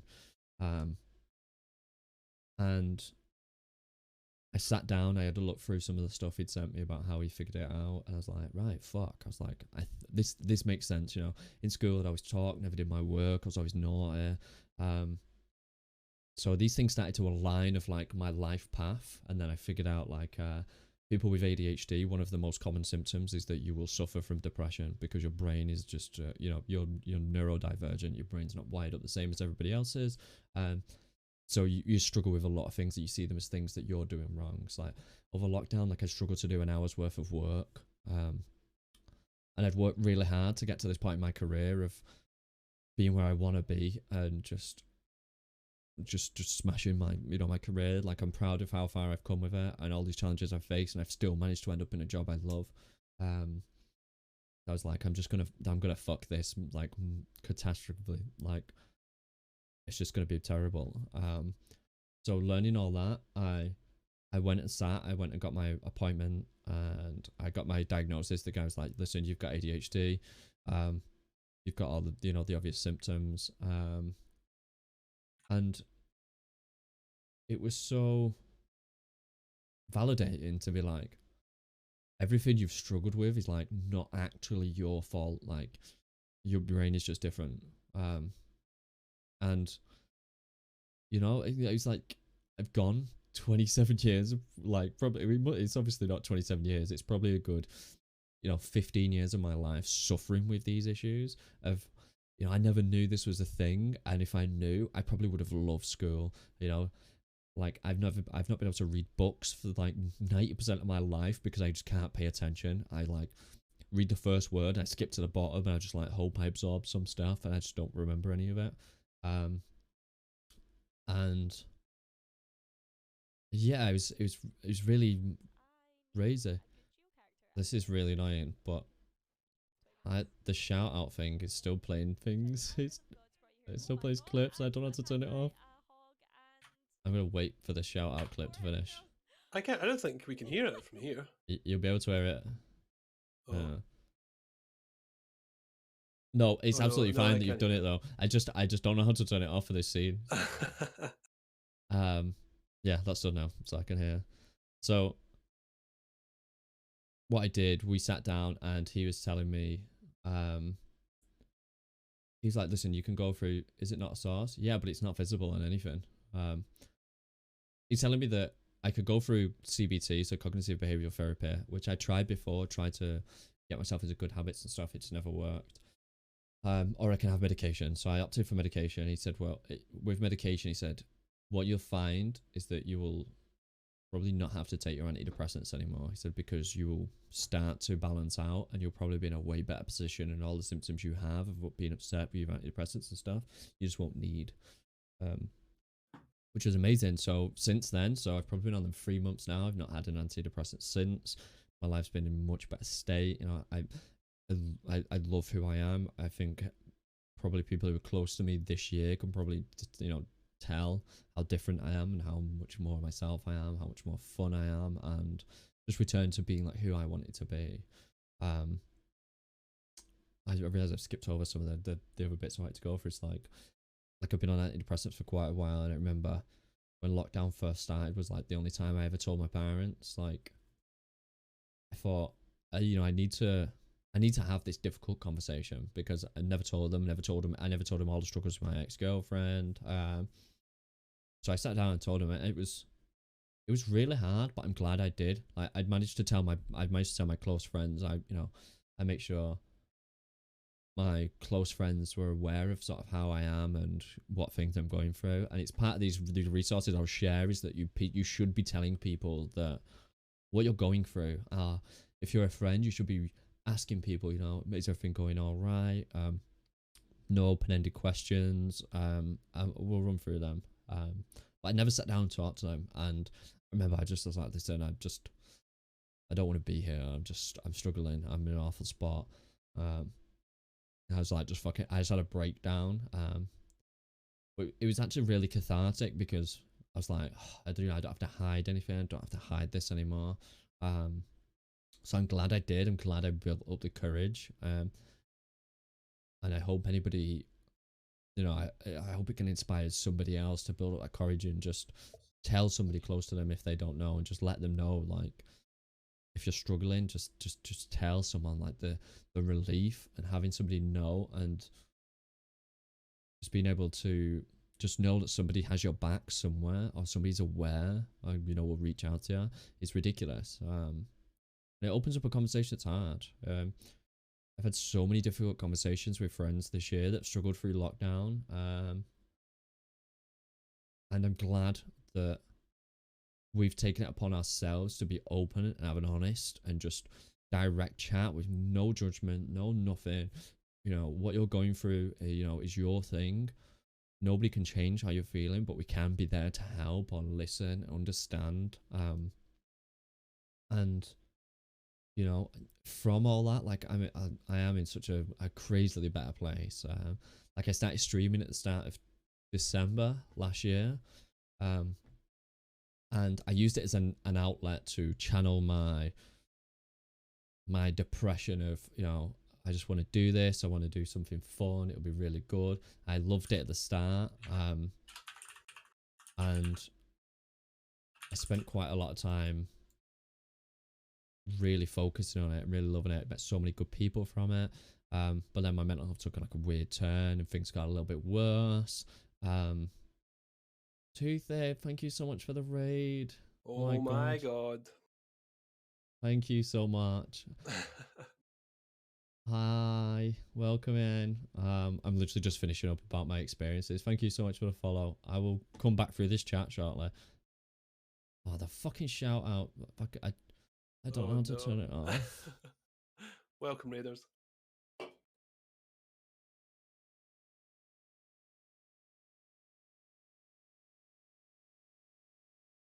I really don't know what I've done with it. What's it linked through? It's through another website, but there's just no way it should even be active. I've obviously got it active somewhere, but I don't know where. But welcome in. So yeah, it's been a crazy year, and I think I'm glad I've learned a lot of what I have. Like, I'm massive on mental health anyway. I started doing mindfulness stuff of like headspace, how I can better understand my thoughts, which are again in the resources. And I think not a lot of people know about these things. They don't understand that, bad thoughts are okay, and how you deal with them, is something you have to learn. It's not something easy. It's not something you do straight away. But, these things really help, and they help me through so much. Like, they help me with my anxiety, help me with my panic attacks, my just general bad moods. Like, it's very common to just like be okay, you just be in a chat like this, and then just go do something, and then I was like, I don't want to be here. Like, I'm in such a horrible mood. This is awful. So ridiculous. Yeah, that's me, my story of how I ended up being heavily involved in mental health and wanting to help people understand it, and how I've learned to understand it, and how I'm still learning. Like, even putting together some of these slides that I'll go through of just like how you can reach out to people. Like, I learned a lot from just doing that. And I just hope it can, educate at least one person here, or give you the validation you don't need to know that you're not going through something on your own. There are people here. You're not the only one. This is it's a massive worldwide thing we're all going through that you just can't see. You don't know what anybody's going through. So being a kind and loving person will help so many people. Like, I can't say how many people just been like, you've really made my day better today. But like, I haven't done anything. It's like, you've just been nice. Which is chaos. Like, it's so unexpected of people to be nice, which is just, it should not be. Like, we should not be. That should not be a refreshing thing of somebody being nice. One thing, like, I'll just like come in with yeah, one you quick take thing while you're on that topic, but like, Dodger. So I spent Christmas with Dodger. And we had the most amazing day together, and then on Boxing Day, I think we both just woke up and just weren't in the right headspace, sort of thing. So we, sometimes you wake up like that, and anyway. So like we're both in a sort of like, ooh, just like that post Christmas mood. And she said to me, she told me later on at night, like we were absolutely fine by the night time, and she went, I was feeling really shitty this morning, and I went on and played a game of Valorant. And the first game I loaded into, this random guy went on his own. It wasn't even teamed up with anyone, and said, "Hey guys, hope you're all having a good day. And if you're not, then I'm here to talk. I hope you're doing as Oh my good as you can. god. You've had a good Christmas, but like you don't have to talk if you don't want to. But like, just know that like I'm happy to talk and hope you have a good game and let's do this." And he was hyping them up the full game, and she's like, that like fixed how she was feeling for the full day of this random person just being nice to go. Yeah, you want to talk, let's talk. You don't, then don't. But just know that I think that we should have a good game and be happy as you can. And it's like that's the wee things that you can do and the small things that are like so nice. Wholesome Yeah. gamers, Cobra, you know it. It's exactly what it is. Yeah, Which isn't that's always the case. You don't always get that, but when you do, it's a blessing. yeah, I think stuff like that's so infectious. Like having somebody say something like that, you're like, fuck, this guy's gonna have his way to, just say something really fucking nice. I want to go out my way to say something really fucking nice, want to make friends with this person. And when someone's like that, like I said, how can you be in a bad mood? Like it made Liv feel better. And, he could have been in 10 games before that and he might, he could have just been shouted at and, he's stuck with it. And, at least one person has come off really good from that. It's, that's chaos. That being nice is so unheard of that it's just refreshing to hear. Yeah, well, definitely. It's something I try to be very aware of. Also, thank you so much for £20, Ian. Bless, I love you, mate. Should we go through chat? I've missed a lot. But thank you so much, Doofy, for the raid. I appreciate it massively. So thank you. And thank you, Zaylin, for the follow. Baka for the follow. Lord Hal for the follow. Megalodon for the follow. Fearon. That's everyone. I know that a lot of people. I was talking there. I know that a lot of people have put stuff in chat, I guess. But I mean, it's up to you. But we could just take a bit of time and see if anyone wants to say anything now while we're focused on it, as opposed to going back up through it. It's up to you. Yeah. Has anybody got anything they'd like to say? I think someone said something actually that's going to make me cry. So, you know what? Since I've met you, I've had a completely different outlook on life. It's really made me want to make a change to my own, try to be better. Oh, placebo. That's so sweet. Thank you. You know what? It's been a pleasure to know you as well. It really has. And I'm glad I can even have a tiny impact on you.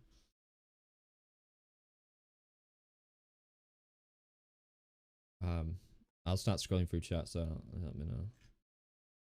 I'll try and, if you want to go back up through it, I'll try and keep on tabs of the more recent stuff. Yeah. I'll start from the bottom and work up rather than work from the bottom top and go. They say, hello, Kieran and Mick. Can I just say I have huge respect for you both for doing this. Major respect for running to so much. It's a price to you both. Thank you, Too Fair. It's very sweet.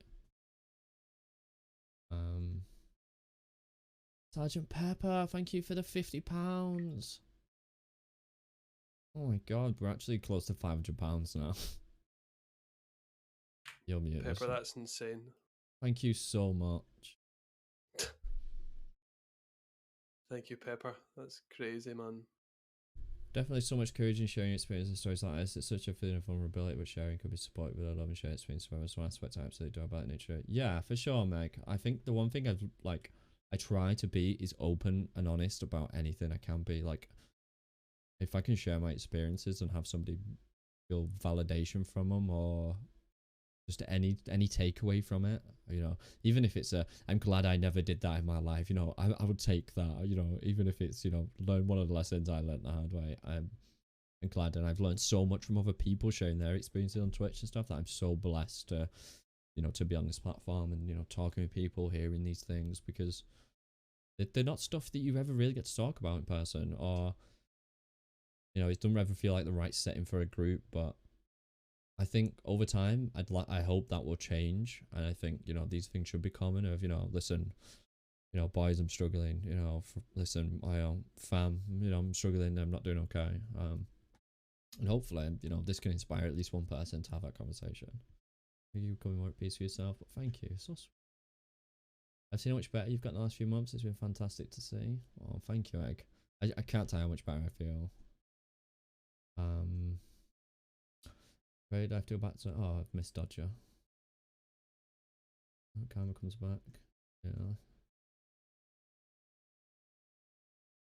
I love it. Let's pop in, say both inspirational figures. So many people can't say, but I love you. I'm happy to do this. So yeah, I'm really glad we did this. I'm really, really glad we've done this.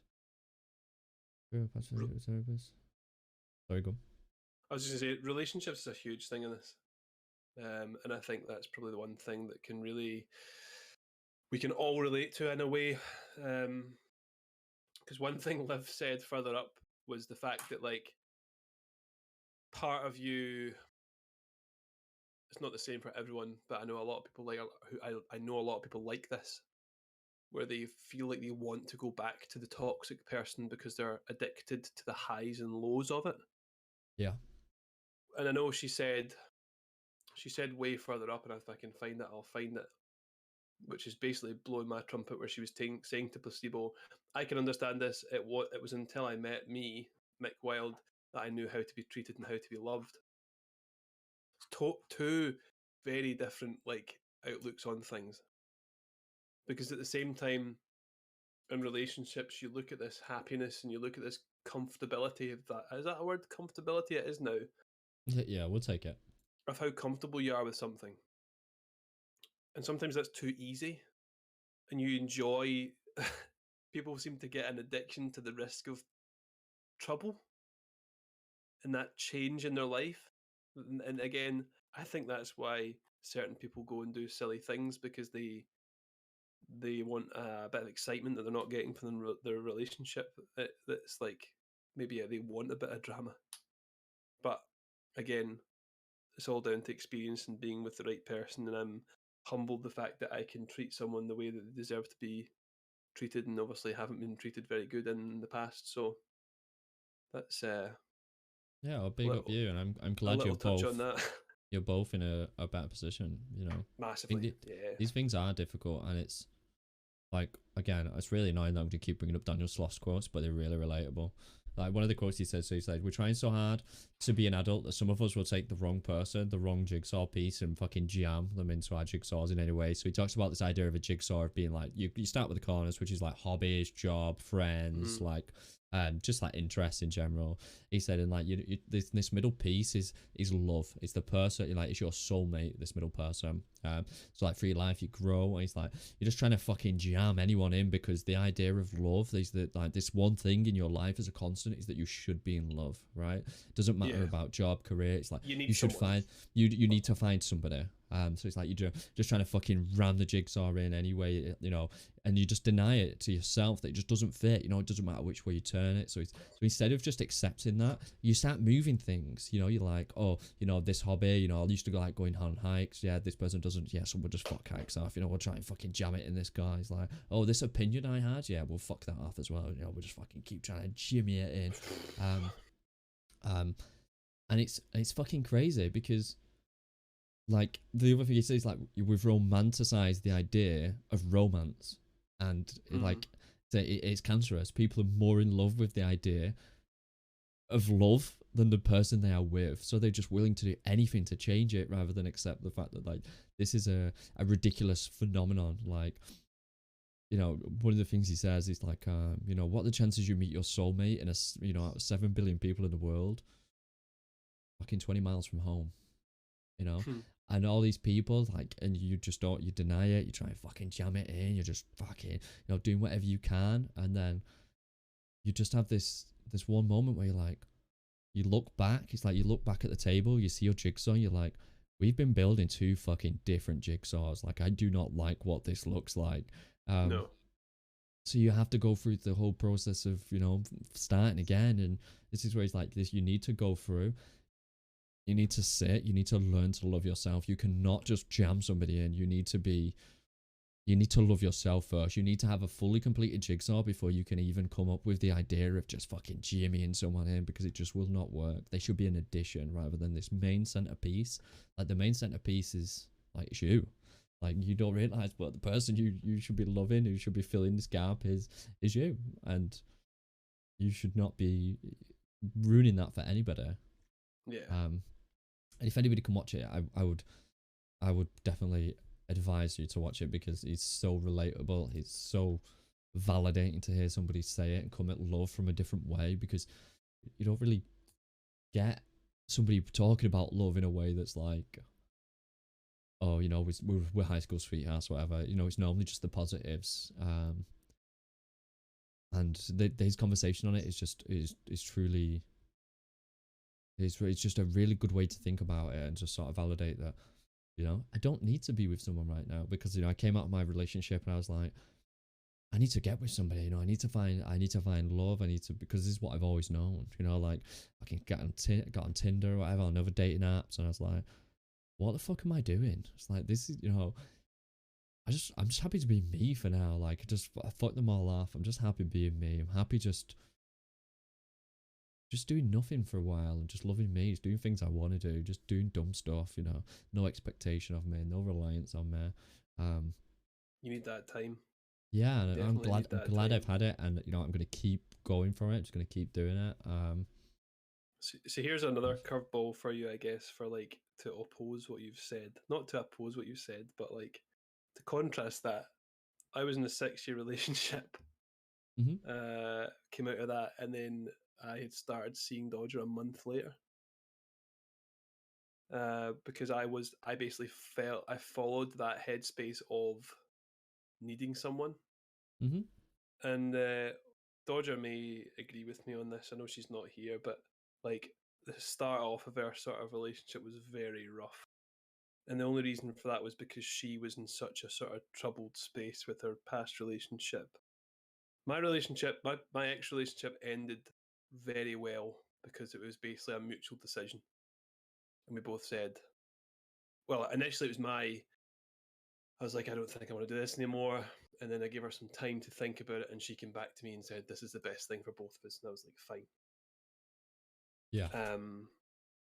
But I just immediately, I've known of Liv for like 10, 15 years or something like that. And we never ever spoke properly before. And it wasn't until we started speaking, we kind of realised that we have a lot in common and stuff. And then we were both going through a kind of similar situation. Hers was a bit more abrasive than mine.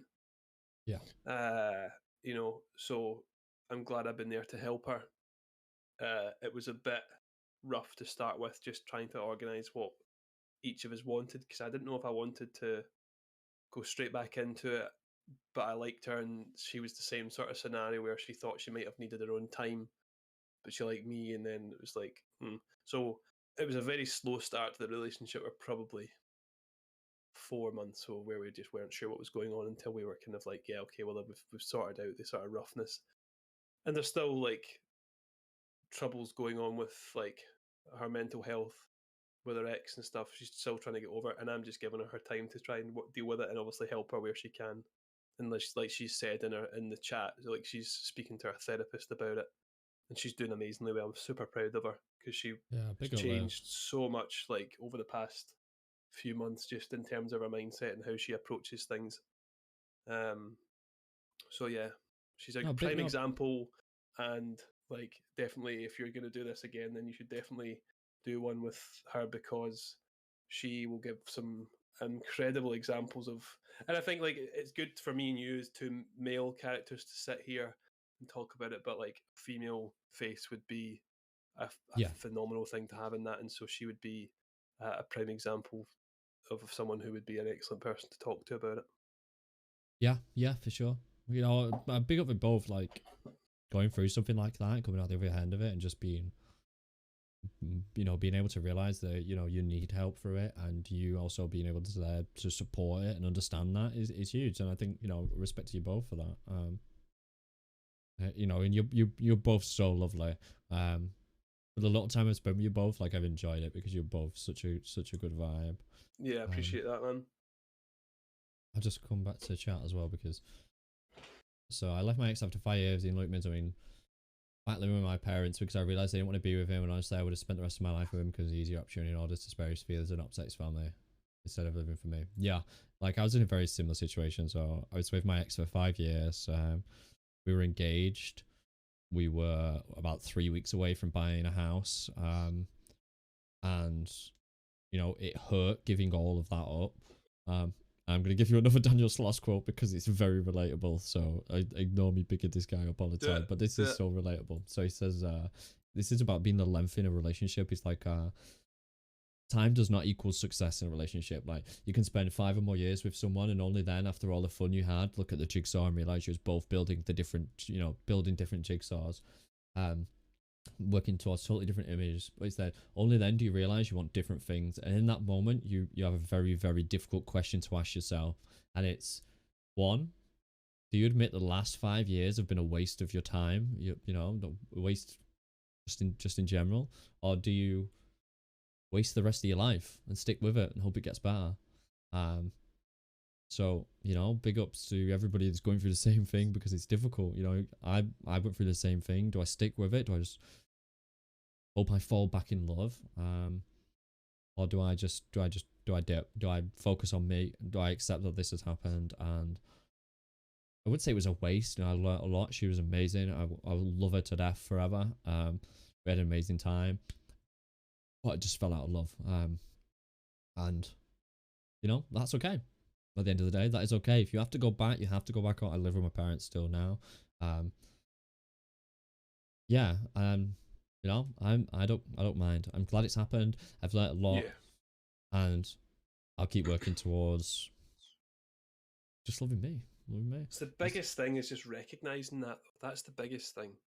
Yeah. Just like being able to come away from it and then look at it as like a full image and just being like, you know, things were good, things were bad.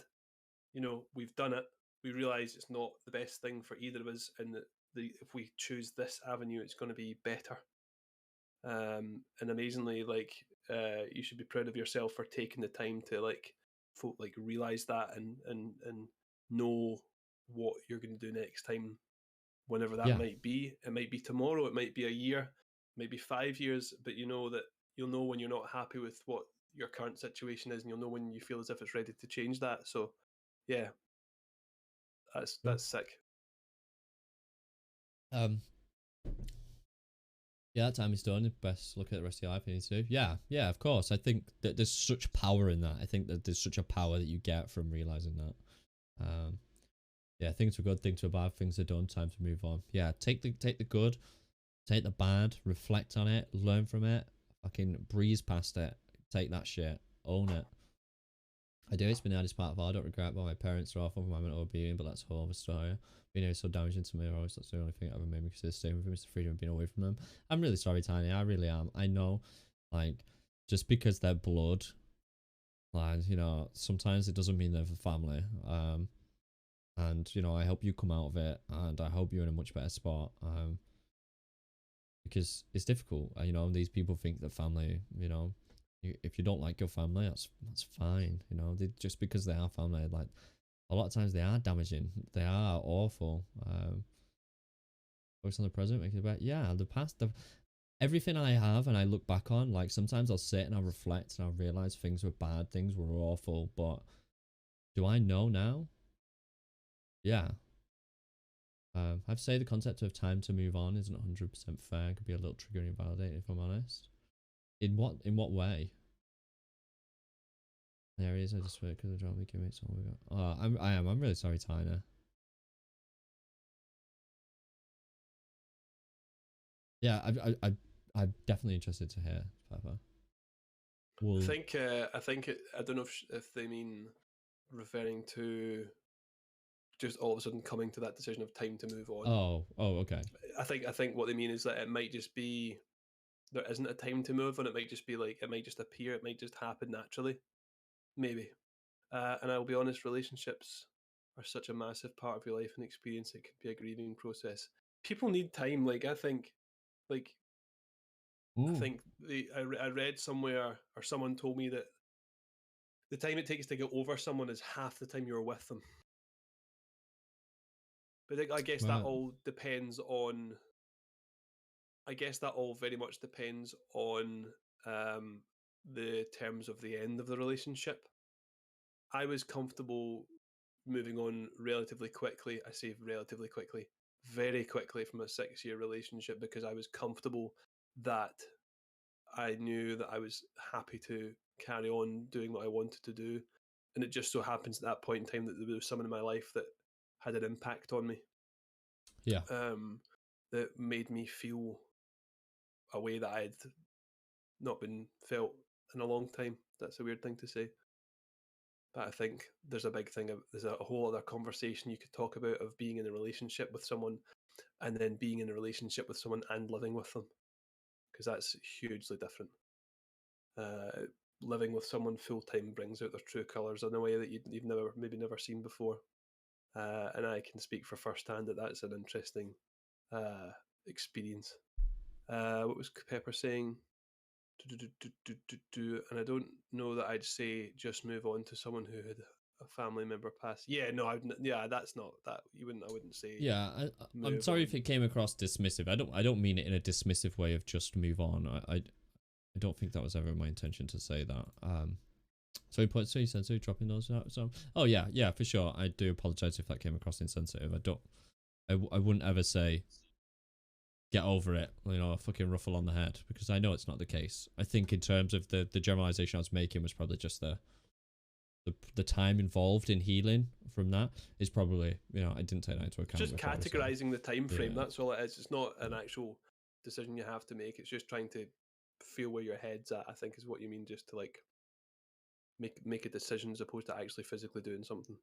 Yeah, because like I said, these things, you said, relationships and lives are entwined. Yeah, families are involved. You could be living together. You could financially entwined.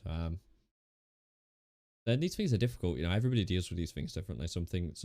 Like I would say, I'm probably quite emotionally stupid in the sense that like I can heal probably pretty fast and put things aside and deal with it. No, and I know I know some people can't. The same. Yeah.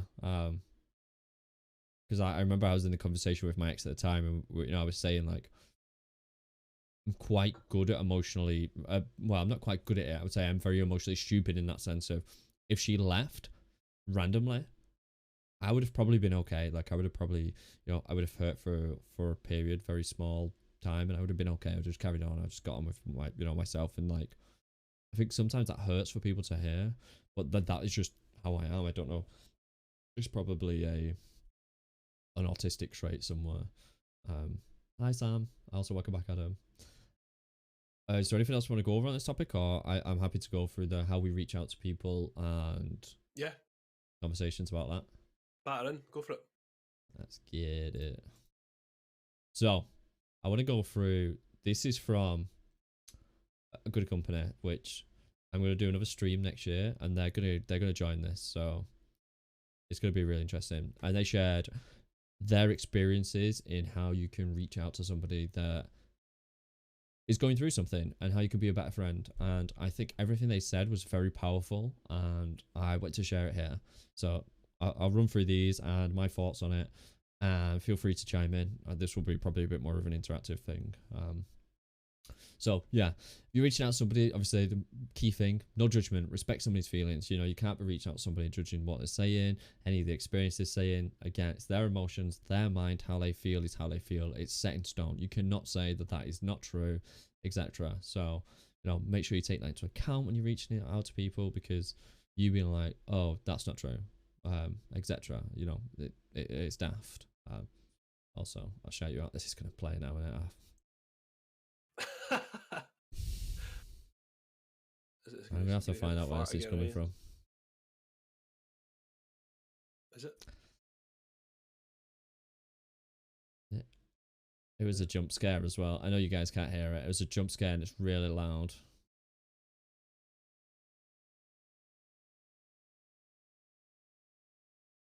Right.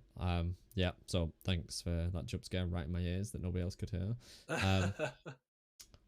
Yeah, so no judgment, respect people's feelings. Again, it's their emotions. You cannot be telling them that is not the case. That's not how they feel, and you should be understanding. Um, Something else which I think is very good is being open yourself. So being open yourself can inspire the opening of others. Sometimes people feel more comfortable taking the dive if they've seen the water tested. If somebody wants to, if you're an open person and you can talk about your experiences and say, listen, I've been through this, I've been through these mental health challenges, I've done all of this, people will be way more receptive to say, listen, Kieran, I'm struggling, or listen, Mick, I'm struggling. I know I've heard you talk about it. Yeah, which is, if there's any excuse to be open, I think that's probably one of the bigger ones. No judgment if you judge, you do. No judgment if you judge, you do this because you assume the way of your life is better than someone else's. Extreme ignorance or all different. It's that simple. Yeah, exactly. Should all come at it from a point of helping rather than a point of ignorance or anything. Thank you, XJ, for the tenner. Thank you so much, mate. Also, welcome to the chat, guy. Next one is being there. So, yeah, not even necessarily on a therapeutic conversational level, just being there, just being present. You don't have to, be a therapist. You don't have to be there chewing someone's ear off or listening. You like sometimes literally just being there is enough. Just your presence. So doing as you can, being a friend and not a therapist. So still being there, of course, teeing, hugging, doing whatever it is you do for warming. Whatever this person needs to do is feel warmth and love, still doing that. But no, there's a certain limit of which a friend can actually help. So there's a certain limit to a friend who isn't like psychoanalytically trained can help. So you need to realize that you need to, you can't rely on somebody to psychoanalyze you and, provide you with therapy as a service because, that friends cannot do that. So you need to have that expectation. You need to be aware that there is a line of which point that there's a limit on what help you can get from a friend. For both of yous, that's super important. The amount of times I've noticed friends are struggling, just being like, let's hang out in the car after doing anything. You can really it helps even if you're not doing anything actively. Yeah, you've done this to me, Egg. I know you have, and it helped me massively. Like I remember I was having a horrible time. Egg was just like, ring me now on WhatsApp. And I think we just rang and I think I was on the phone for about 4 hours. I was probably just sobbing. And he didn't have to say anything. His presence, it just helped massively. Zepho said a thing just on the last topic about like clarity on, like me coming to you and saying, how you doing, bro? And you go, yeah, I'm good. And you go, but how you doing? Like, how are you actually doing? Are Yeah. two very different things. And like, I'm sure there was a mental health thing. I don't know if it was just a Scotland thing or if it was on the general TV. And it was like, ask twice. Yeah. Just ask twice. Clarification. I'm referring to your slide about being there. Yeah. Sometimes it's just being with a person as opposed to like passing by and actually physically spending time with that person is important. And like, I like to think I can. It's not always so easy, but I like to think I know when someone's not right. Yeah. But again, it's always easy to hide that depending on how you're feeling. But yeah, that's huge. That's yeah. I think like a quick thing to plug is that like if anyone here has is having trouble with any scenario that either Kieran or I can help with, then just reach out. And there's I put a thing up in the chat earlier. This community is huge. It's massive. Kieran will show you his Discord or whatever, and you can jump in that, and you'll find me in there also. Just like reach out because there's people there that will talk to you about it. Egg is a good egg. So as a prime example of someone who's recent in chat, but there's a huge following of a massive group of even there's streamers and there's like some avid viewers who are there all the time who are some beautiful people as well. So if there is anyone who's wants to talk about anything, all of us might not get back to you immediately, but we will definitely not ignore you. Yeah, for sure. My DMs are always open. As long as it's not about Rocket League coaching, you are definitely welcome. So the other one is so familiarity and awareness. Getting an understanding of their mental health in general. So ask how their mind is, how it gets, how it makes them feel, what a good day is, what a bad day is, what floats their neurological boat, what puts a rock on it. In difficult times or moments, what can be done to help. These things are important. I don't think enough. I think this is the one that hit me the hardest. Was like I don't think I ever really had the conversation with my friends of like, what hurts? What tell me what hurts. What can I do in that situation to make you feel better? I've always just gone into it with the I'm gonna listen. I'm gonna do what I normally do. I'm gonna be a constant. I'm gonna try and help. I'm gonna listen. So I was reading that's like fuck yeah. I've never actually reached out to someone and said like, what does that? What makes you feel like that? So whether they've got a diagnosed illness or not, we've all got a mental, and we've got stuff that lights us up and stuff that bites us. So knowing these of your friend is massively helpful. If you can see something coming that's gonna hurt them, harm them, or make them feel better, like I think that's something is crazy to be aware of and know of and help them in any way, shape, or form to avoid it or throw themselves into if it's a good thing. So I'd love that one because it was just like, fuck yeah, I've never actually done that and I wish I had. Like I said, I'm putting this together. I've learned so much, even just myself, of like, how to reach out to people and understand. And this one, I love this one.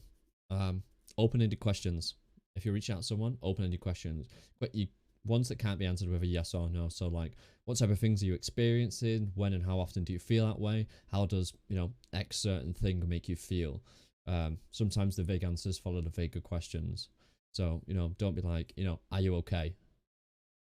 Be like, what's making you feel this way? Talk to me. Let's have a conversation. I think the wording of it is so important, like just to not allow a yes or no.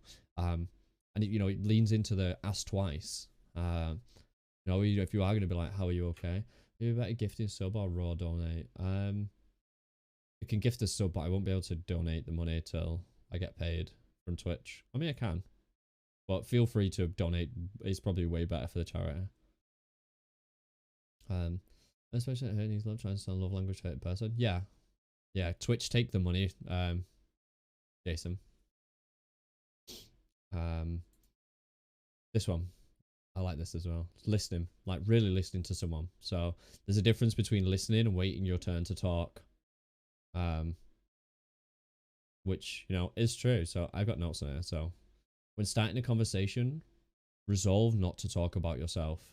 If you're having a conversation with somebody about their mental health, it should not be about you. And checking you've understood and repeating that back and letting them know that you are listening, you are there, you are present, you are understanding, you're not butting in, you're not coming in with a problem. Thank you so much for the £3, Jason. It's huge. Literally any amount. Become just sitting with your friends, sit in silence. Yeah, I love that. I love just like, I would say there's so many times I've been with friends and we've just sat in silence and I've just like, this is amazing. We don't have to say anything, but it's amazing. It's that presence, it's that being there. And then the last slide is literally just a credit to EOTS. These are the guys that made these slides. What they do is they're a charity, and all the 100% profit from their clothes go to mental health charities. I've got loads of their clothes, so I've got a UKF one. They're really cool, man. They're really, really cool. I don't know where my other hoodie is, but I've got loads. So all their money goes to food banks, mental health charities, anything. They post really inspirational shit on Instagram of how you can reach out to people, what you do if somebody's struggling. Just really good shit, and I love that. So if you can go follow them, that'd be huge. And their clothes are fresh, so that's even better.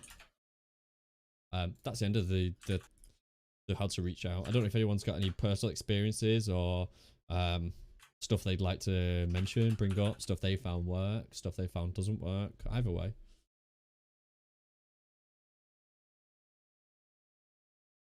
This has been good. I've enjoyed this. 2 hours and 24 minutes, man. We're doing pretty well. Yeah. It's been good. Well. Is that apple juice? Yes. No, it's a beer. Is this beers? How long do you have? This is apple juice. Yeah, literally. It's been so good. I've wanted to do this for so long. I'm so happy Mick reached out and, you know, pushed this forward because it's been a pleasure. Oh, Egg. Thank you so much brother. for being here, man. And we'll catch up at some point. We need to try and focus on this collaboration thing. And try and get other people involved because it's so much fun. And you know, what's there to stop us? It's great to do this for mental health and for any cause that. What's to stop us having a stream of 4 of us just talking? Yeah. It was a good laugh. Egg's got some fucking great stories as well. Yeah. Maybe not safe for stream, but Egg's got some good stories. My guy is an amazing person. Stream. Yeah, we'll have a late night Egg. A late night Egg stream. Late night with Egg. Yeah, we could all just sit and grill him, just like get the details out of Egg. Egg's got a better singing voice though. Alright, Fluffer. Safe Egg. Love you, mate. God bless. Yeah, so I think the last stuff I have was like just some resources I have. I'll run through these quick because I obviously realised we've been talking for quite a fucking while now. That's cool. So I wanted to run through some stuff of how to better manage your mental health. So this is more of the self-help sort of thing. So obviously, the biggest one and I will vouch for this till the day I die, is mindfulness, self-awareness, and learning how to control your thoughts. There's such a power in it. I think if you could look back in time and someone could be like, oh, I can fucking control my thoughts and just, you know, dismiss these negative thoughts, people would have thought you were a fucking witch. You'd have probably been burnt. So, you know, negative thinking is a huge contributor to problems such as social anxiety, depression, stress, low self-esteem. And it's important to know how to get a handle on these thoughts and what you can do to manage them going forward. Thank you all in the stream. It's really nice to hear over your experience. Makes things easier to know others have gone through similar experience, particularly in a pandemic where social has become a lot more scarce. For me, I would love to know everyone in the stream. I love that, Huskar. If there's any validation here, I'm so happy for that because the world's fucked. We're going through something that people have not seen in their lives, probably might never see in their lifetimes again.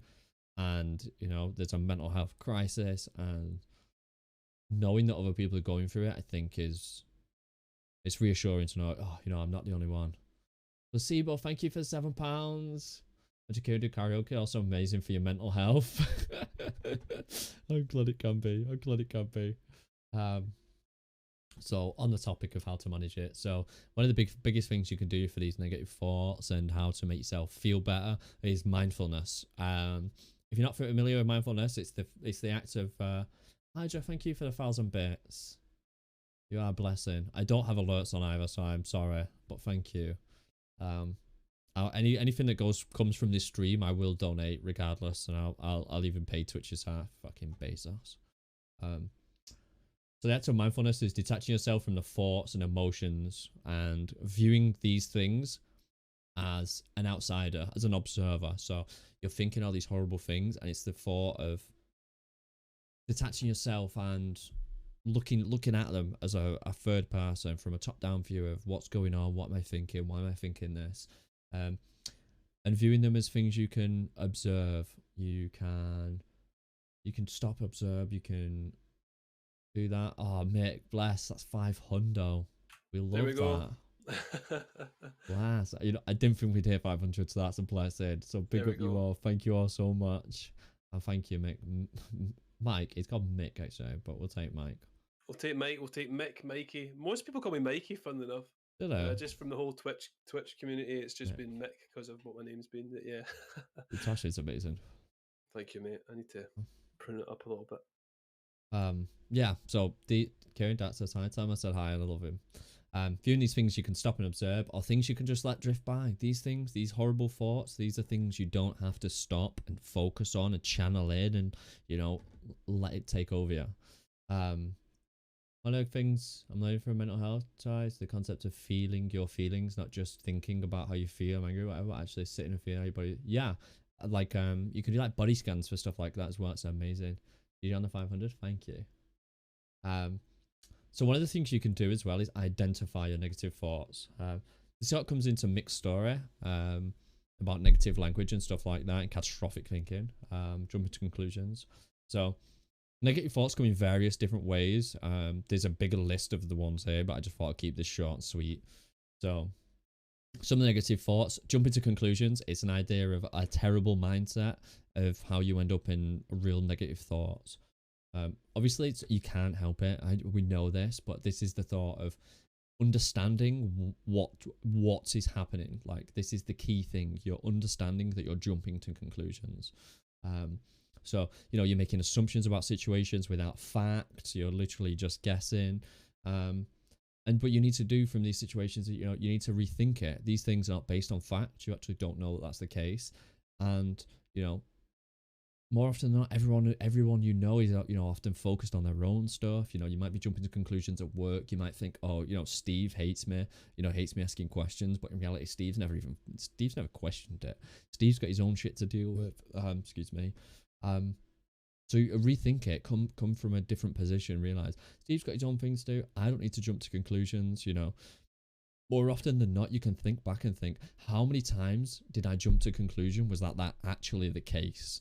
In most of these negative thought process, I know confirmation bias will play a huge part. You'll always think back to the times where it did, and it's just it's about thinking about the times where it didn't happen. You're like, oh yeah, actually I thought that would happen last week and it didn't. But like, yeah, exactly. It's going to be a recurring theme is that these things do not happen, and you will just be torturing yourself for no particular reason. But you've just stopped and you've focused on it. You've jumped to conclusions. Then the other one is catastrophic thinking. Kind of like jumping to conclusions where you just always presume the absolute worst in every scenario. You'll be like, I'm going to get on this stream with Mick and then it's just going to go horribly. One person's going to turn up. We're going to raise £1.50. Twitch is going to go down. Things are going to set on fire. And again, it's that thing of what evidence do you have to say that that's ever going to happen? You retrain your mind, rethink about it, come at it from a different perspective. What evidence do you have that that's, what evidence do you have it's going to happen? What evidence do you have that it's not going to happen? And then you think about any past examples again where it didn't happen, or any past examples where it did, and use that as the energy of, is this a good thought process? Should I let this thought go and just carry on? That's the whole like glass half empty, glass half full approach, isn't it? Yeah. Like the pessimist and the optimist scenario. And it's not an easy thing to be able to every scenario in your day-to-day life to be like, this is going to be the best situation it can be. This is going to be the best outcome that I'm going to get the best outcome of this scenario, this challenge that I want. Because I used to be a pessimist. I used to be like, this is a nightmare. This isn't going to go well. And I guess there are scenarios day to day where you dread it a little bit, but again, because maybe that's because that scenario is not one that's going to directly make you happy. But any other challenge, try as best as you can to be more of a, let's attack this head on. And if you can think of the positive at the other side of what you're most looking forward to at the end of it, which might be finishing that particular challenge, then be that your goal for doing that and being like, yeah, well, at least once I'm done this, I can be free to do whatever I want to do. That's like approaching a day of work. There's a really good, it's maybe a bit aggressive. It's the thing about sharks about Monday. Have you heard of this before? No. Do sharks complain about Monday? No. They're up early, biting stuff, chasing shit and being scary, reminding everyone that they're a fucking shark. So in a way, that's a very driven like saying to try and approach something, not just Mondays, but any sort of task. And I know it's a bit heavy, probably is a bit heavy, Kieran. I'll take that one back. But at No, the same yeah, time, I think the idea there. it's the whole thing about, you know, Mondays are always going to be there. You can't stop Mondays. You know what I mean? Today's good because I'm off work and I don't mind it, and I like the fact I start on a Tuesday and I'm only in work for 3 days this week. And or I could go, oh, I've got work for 3 days this week. Oh no, and then I've got a couple of days off, which is good. Then I'm back to work.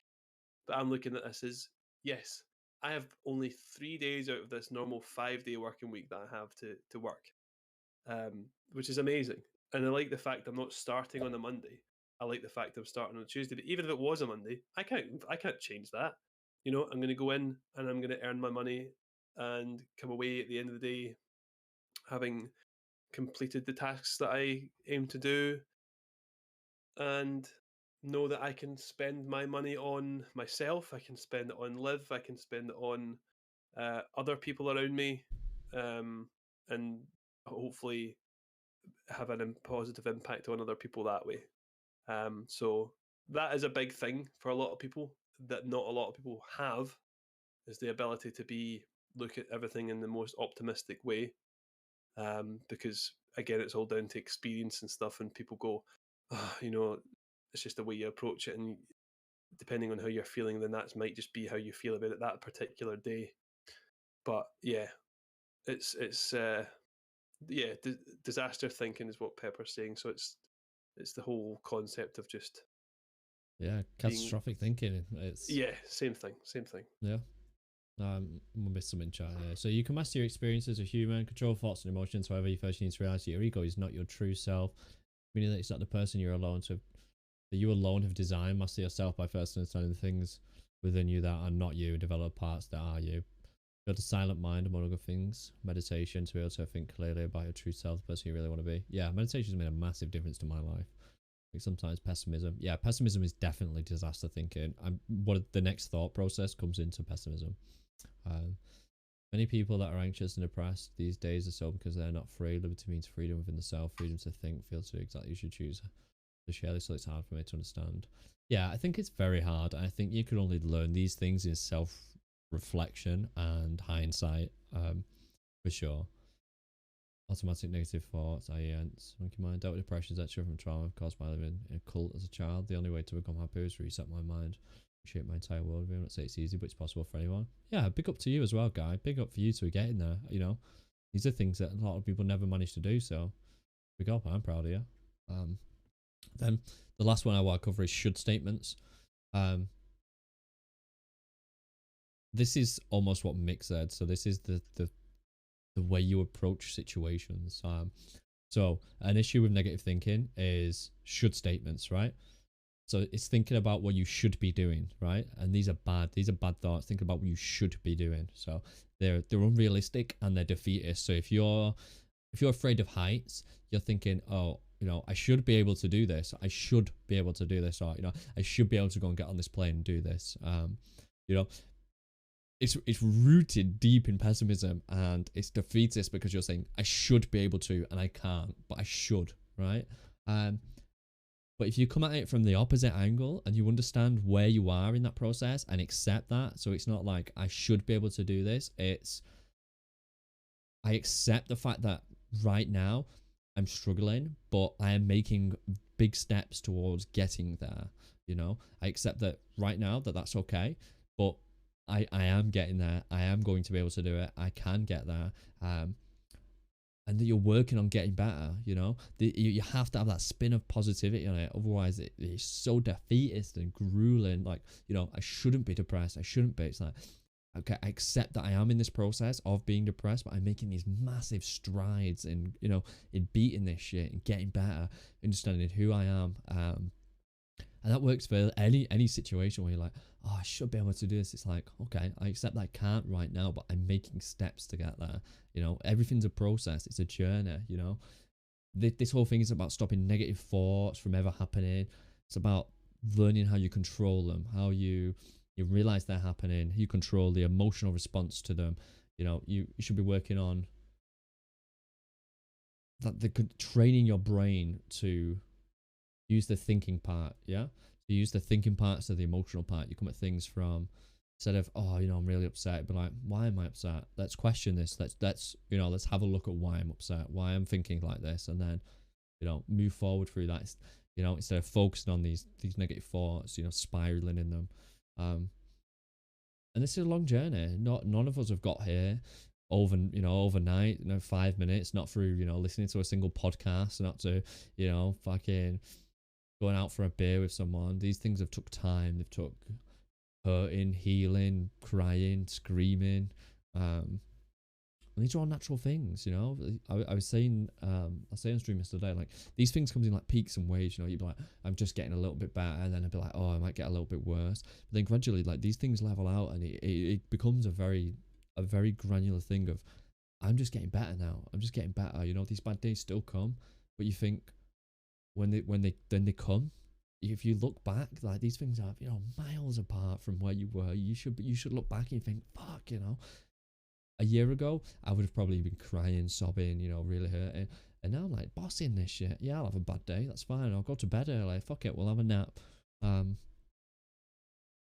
And every single step you take makes this easier. But everyone knows these steps are hard to take. I think one of the things I learned was, I try and say it to a lot of people, it's like, everything changes from today. Make that change today. Whenever you're thinking of something, like, make it today. Do it now. Like, think in your head, everything changes today.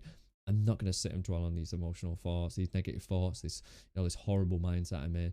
I'm going to download a meditation app. I'm going to spend 5 minutes, lay on the floor, and I'm going to figure it out. I'm going to make this change right now, because that spur of inspiration and motivation to just fucking do that, the serotonin you get from it, and then just doing it, stick your headphones in, go fucking lie on the floor, let them tell you, do a little body scan. This shit changed my life. I love it. Let someone talk in your ear for 5 minutes, make you, understand these thoughts, collect them, be like, okay, that's a bad thought. Fuck it, we'll let that go. We don't fucking care about that. We'll let that fly by. And there's so many resources in this. They're all in my Discord. I won't post them in here, but if you do resources, I have a mental health channel. They're all in there. I will share everything from here that's in there. That's everything I have to say. And thank you, Hydra. I hope work goes well, mate. I love you loads. I think that went well. Allow yourself time to go. Just giving yourself time to take some time. Sorry. Hey, Beth. Hey, just looking, but part of the journey is also allowing yourself the time to feel and recover. Sometimes just give yourself time to take some time to care for yourself, quiet time, meditation. Yeah, for sure. Just being alone, just taking that time to heal is so important. And knowing you need that is huge. But thank you. Welcome to the chat. I'm gonna go to bed now. If it's just streaming, fine, super chill. Should definitely do one of these. Maybe even turn it into a podcast. Good night, everyone. Good night, Adam. Thank you. That's very nice to hear. Actually. Kieran. Podcast. Yeah, podcast. I'd be keen for that. Yeah, that's everything. I said I'd match the donation, so I'll do that. I'm gonna match that, Kieran. Well, I said I'd match the original £100 goal. I think I'll add more to that. That's me. There we go. £600. Sweet, man. That's what a blessing. Go. Thank you so much. For an original goal of 100 to get that, man, that's huge. That's huge. Like I said before, like, £100 isn't a lot of money. And like, yeah, of course we try and go and say that we'll beat that goal, which we've done, which is amazing. But by like that margin's amazing for just a random stream that I suggested to you. When did I suggest that to you? When did I message you? You messaged me the 23rd, I think. Yeah, must have been. Yeah, and we only spoke twice since it, so this was very. Wednesday. I only designed. Yeah. Wednesday. And I was like, see once my internet is sorted. Well, so I messaged him. I was like, see once I get my internet sorted to back up and streaming again. If you're up for it, I'd like to do a stream with you and talk about mental health. And you were like, oh my god, yes, I would love that. Super keen. And I was like, we can get some people involved too. And you said obviously you're planning on doing your big charity one next year with yacht and stuff. Yeah, and then it stemmed from there. So I think it's an idea that's turned into us raising 600 quid for an amazing charity. So, Sergeant, oh my god, thank you for £100 again. You are oh so my kind. god, fucking hell, Pepper, Pepper, I that's think insane. we've only spoke twice something. Just Pepper. Oh my god. You are crazy. I think we've only spoke twice, and you're so sweet and so kind, and thank you. You are a blessing. Well done, guys. Thank you, Beth. Thank you, Ian. Cheers, Beth. Yeah, Yeah, that's huge. insane, Pepper. That's like, there you go. That's It's nearly 3/4 of a way to like £1,000, which is insane. And oh my god. Chaos. Yeah. So Pepper and who were the other big donos is Zepho as well, I think. Yeah, I can get them up. Let's shout some homies out. Yeah. Let's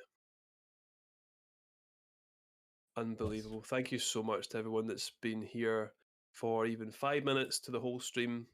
It's been great having, and even if you're not saying anything in chat, you don't have to. As long as what we're saying and what we're blabbering on about, at least you can maybe take one little thing from that can maybe make you feel better. Maybe uh, try and help you approach your day a little bit better. That might make you feel better.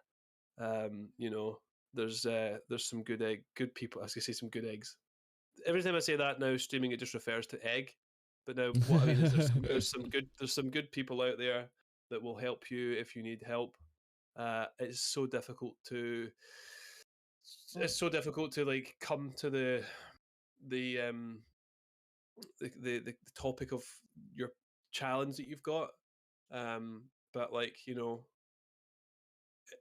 it's more difficult to do that as opposed to waiting for someone to come to you to say, uh, are you all right?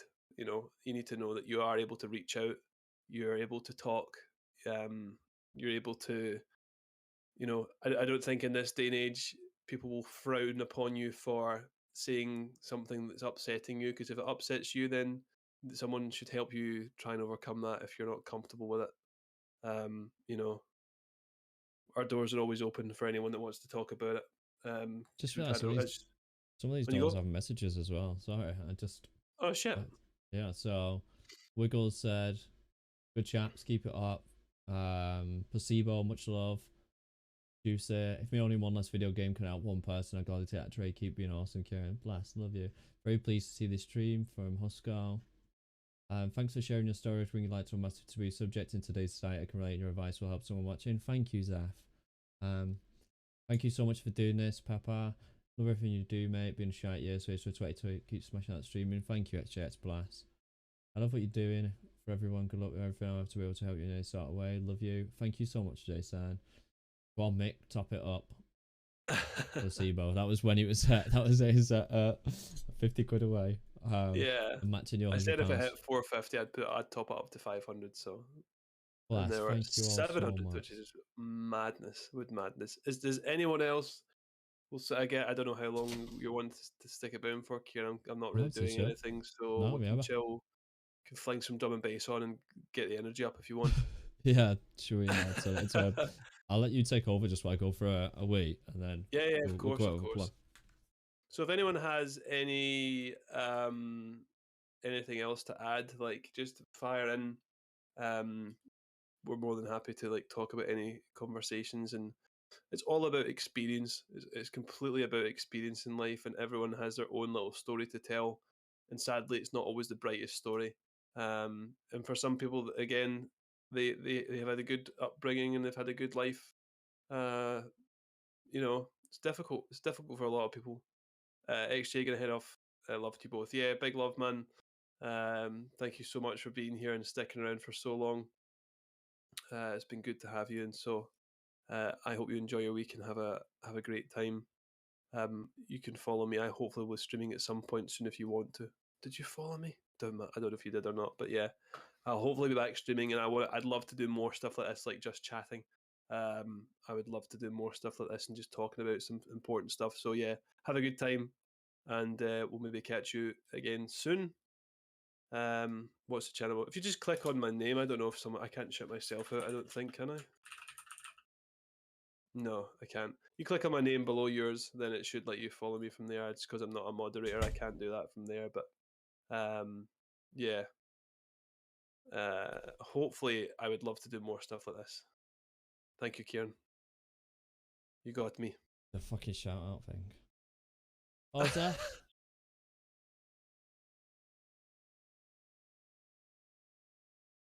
Okay, Zeph. Yeah, tell you what. I'll do my original. Match of 250. You're a madman. You're a madman. Let's do. We'll close in on the 1k.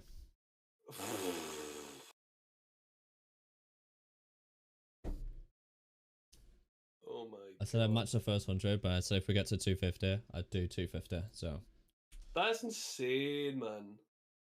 I'll take that.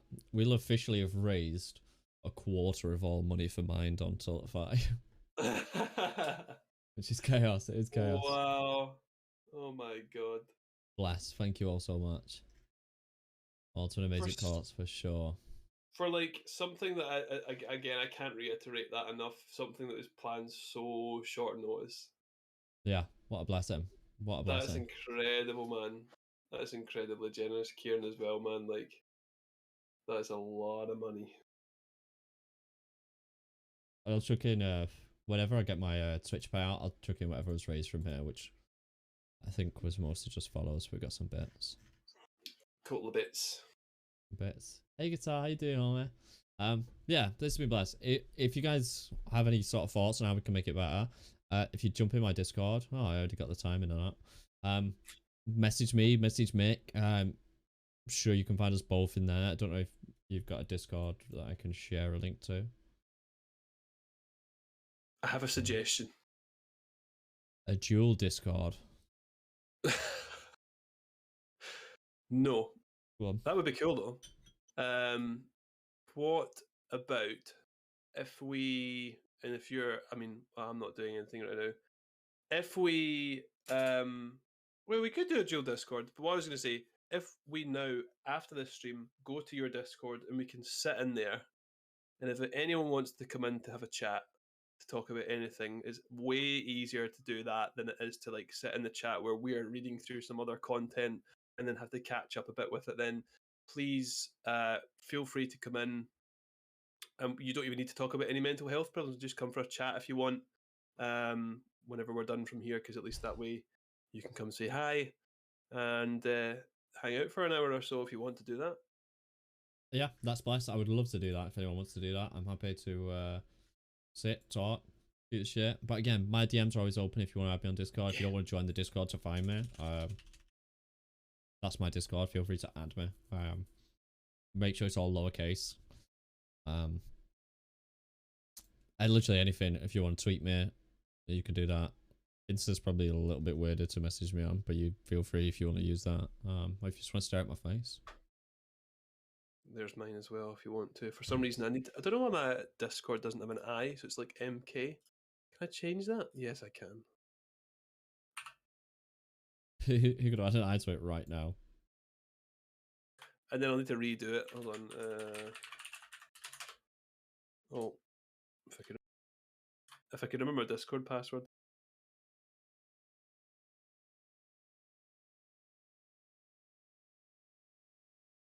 Let's get a nice picture of how much money we've raised.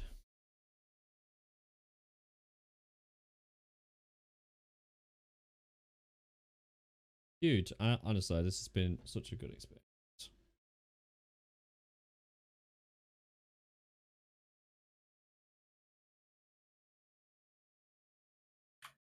Okay, scrap that. I can't remember my Discord password. I'll just leave it like that. Absolutely useless. We love it. I'm so bad with passwords, man. It's insane. Typical. Absolutely typical. So where will we go? Where can we go after this? Which channel can we go into? Lobby? Yeah, we could just get my Discord. Who's live right now? Where can we throw some people? So the only people I have live that would be something exciting to do would either be probably Risky. The Probably is the passwords only every person. time I log in. Yeah, I'm so bad for it, Pepper. I'm also Or oh wait, Turtle's playing Apex. yeah. I'm gonna froze it all. Let's do it. Let me just post this on Instagram. What's LastPass Zephyl? What the hell is The that? password manager. Oh, is it? Is it good? Yeah. Yeah. Just you save all your passwords in there, generate passwords for you and stuff. What if you forget the password to that? Oh, you're truly fucked. I know that Apple has like a password store thing, and Liv has it set up so that she basically just presses a button, her password gets entered everywhere, and then it just like thingies with Face ID. But I've got Yeah. no idea how to like set that all up. What's it called? LastPass. If I forget my password, Seth, I'm coming asking for you. Yeah, it's always it's gonna be on your head. I end up resetting my password for 2 specific websites literally every time I log in. I think the most annoying thing is that a lot of places want now like a special character in their password, and I'm like, I've never done this before. Now I need to change it and add this in an exclamation mark or something, or an asterisk or something in a password. It's well annoying. That's insane. Passwords are variation of the same password. Yeah, I've seen people do similar. I'm in cybersecurity, so I cannot talk about my terrible password habits. I think we're actually over $1,000. So Over $1,000 if is we a talk about it in terms of dollars, sounds pretty crazy, doesn't it? It does. yeah, it does. Does anybody have anything they'd like to add before we end up here, or before we throw you guys somewhere? $1,142. Ooh, we love that. If not, thank you all for coming. It's been an absolute fucking pleasure. I've enjoyed this thoroughly. I would love to do this again, and maybe we can make a regular thing of it where, you know, between us we can interview other people. We'll do more on mixed stream. We'll bring more guests on. Literally anything. Again, a beautiful human. No, you've helped out a massive amount, Pepper, and that money will make a huge difference. Again, here's Mix. Follow him. You're gonna get me screaming in your ear again, probably. I've turned it off in my other thing, so I have no idea where it's coming from anymore. Big thank you to you, man, just for hosting this as well, and you've put a lot of effort into this, more than I have, for getting this all set up. So I'm very grateful for you doing it, and yeah, you're a legend. You're an absolute legend for doing that, and then again donating 250 quids. Fucking mental is what I would say. So yeah, big up to you, man, and Thank you.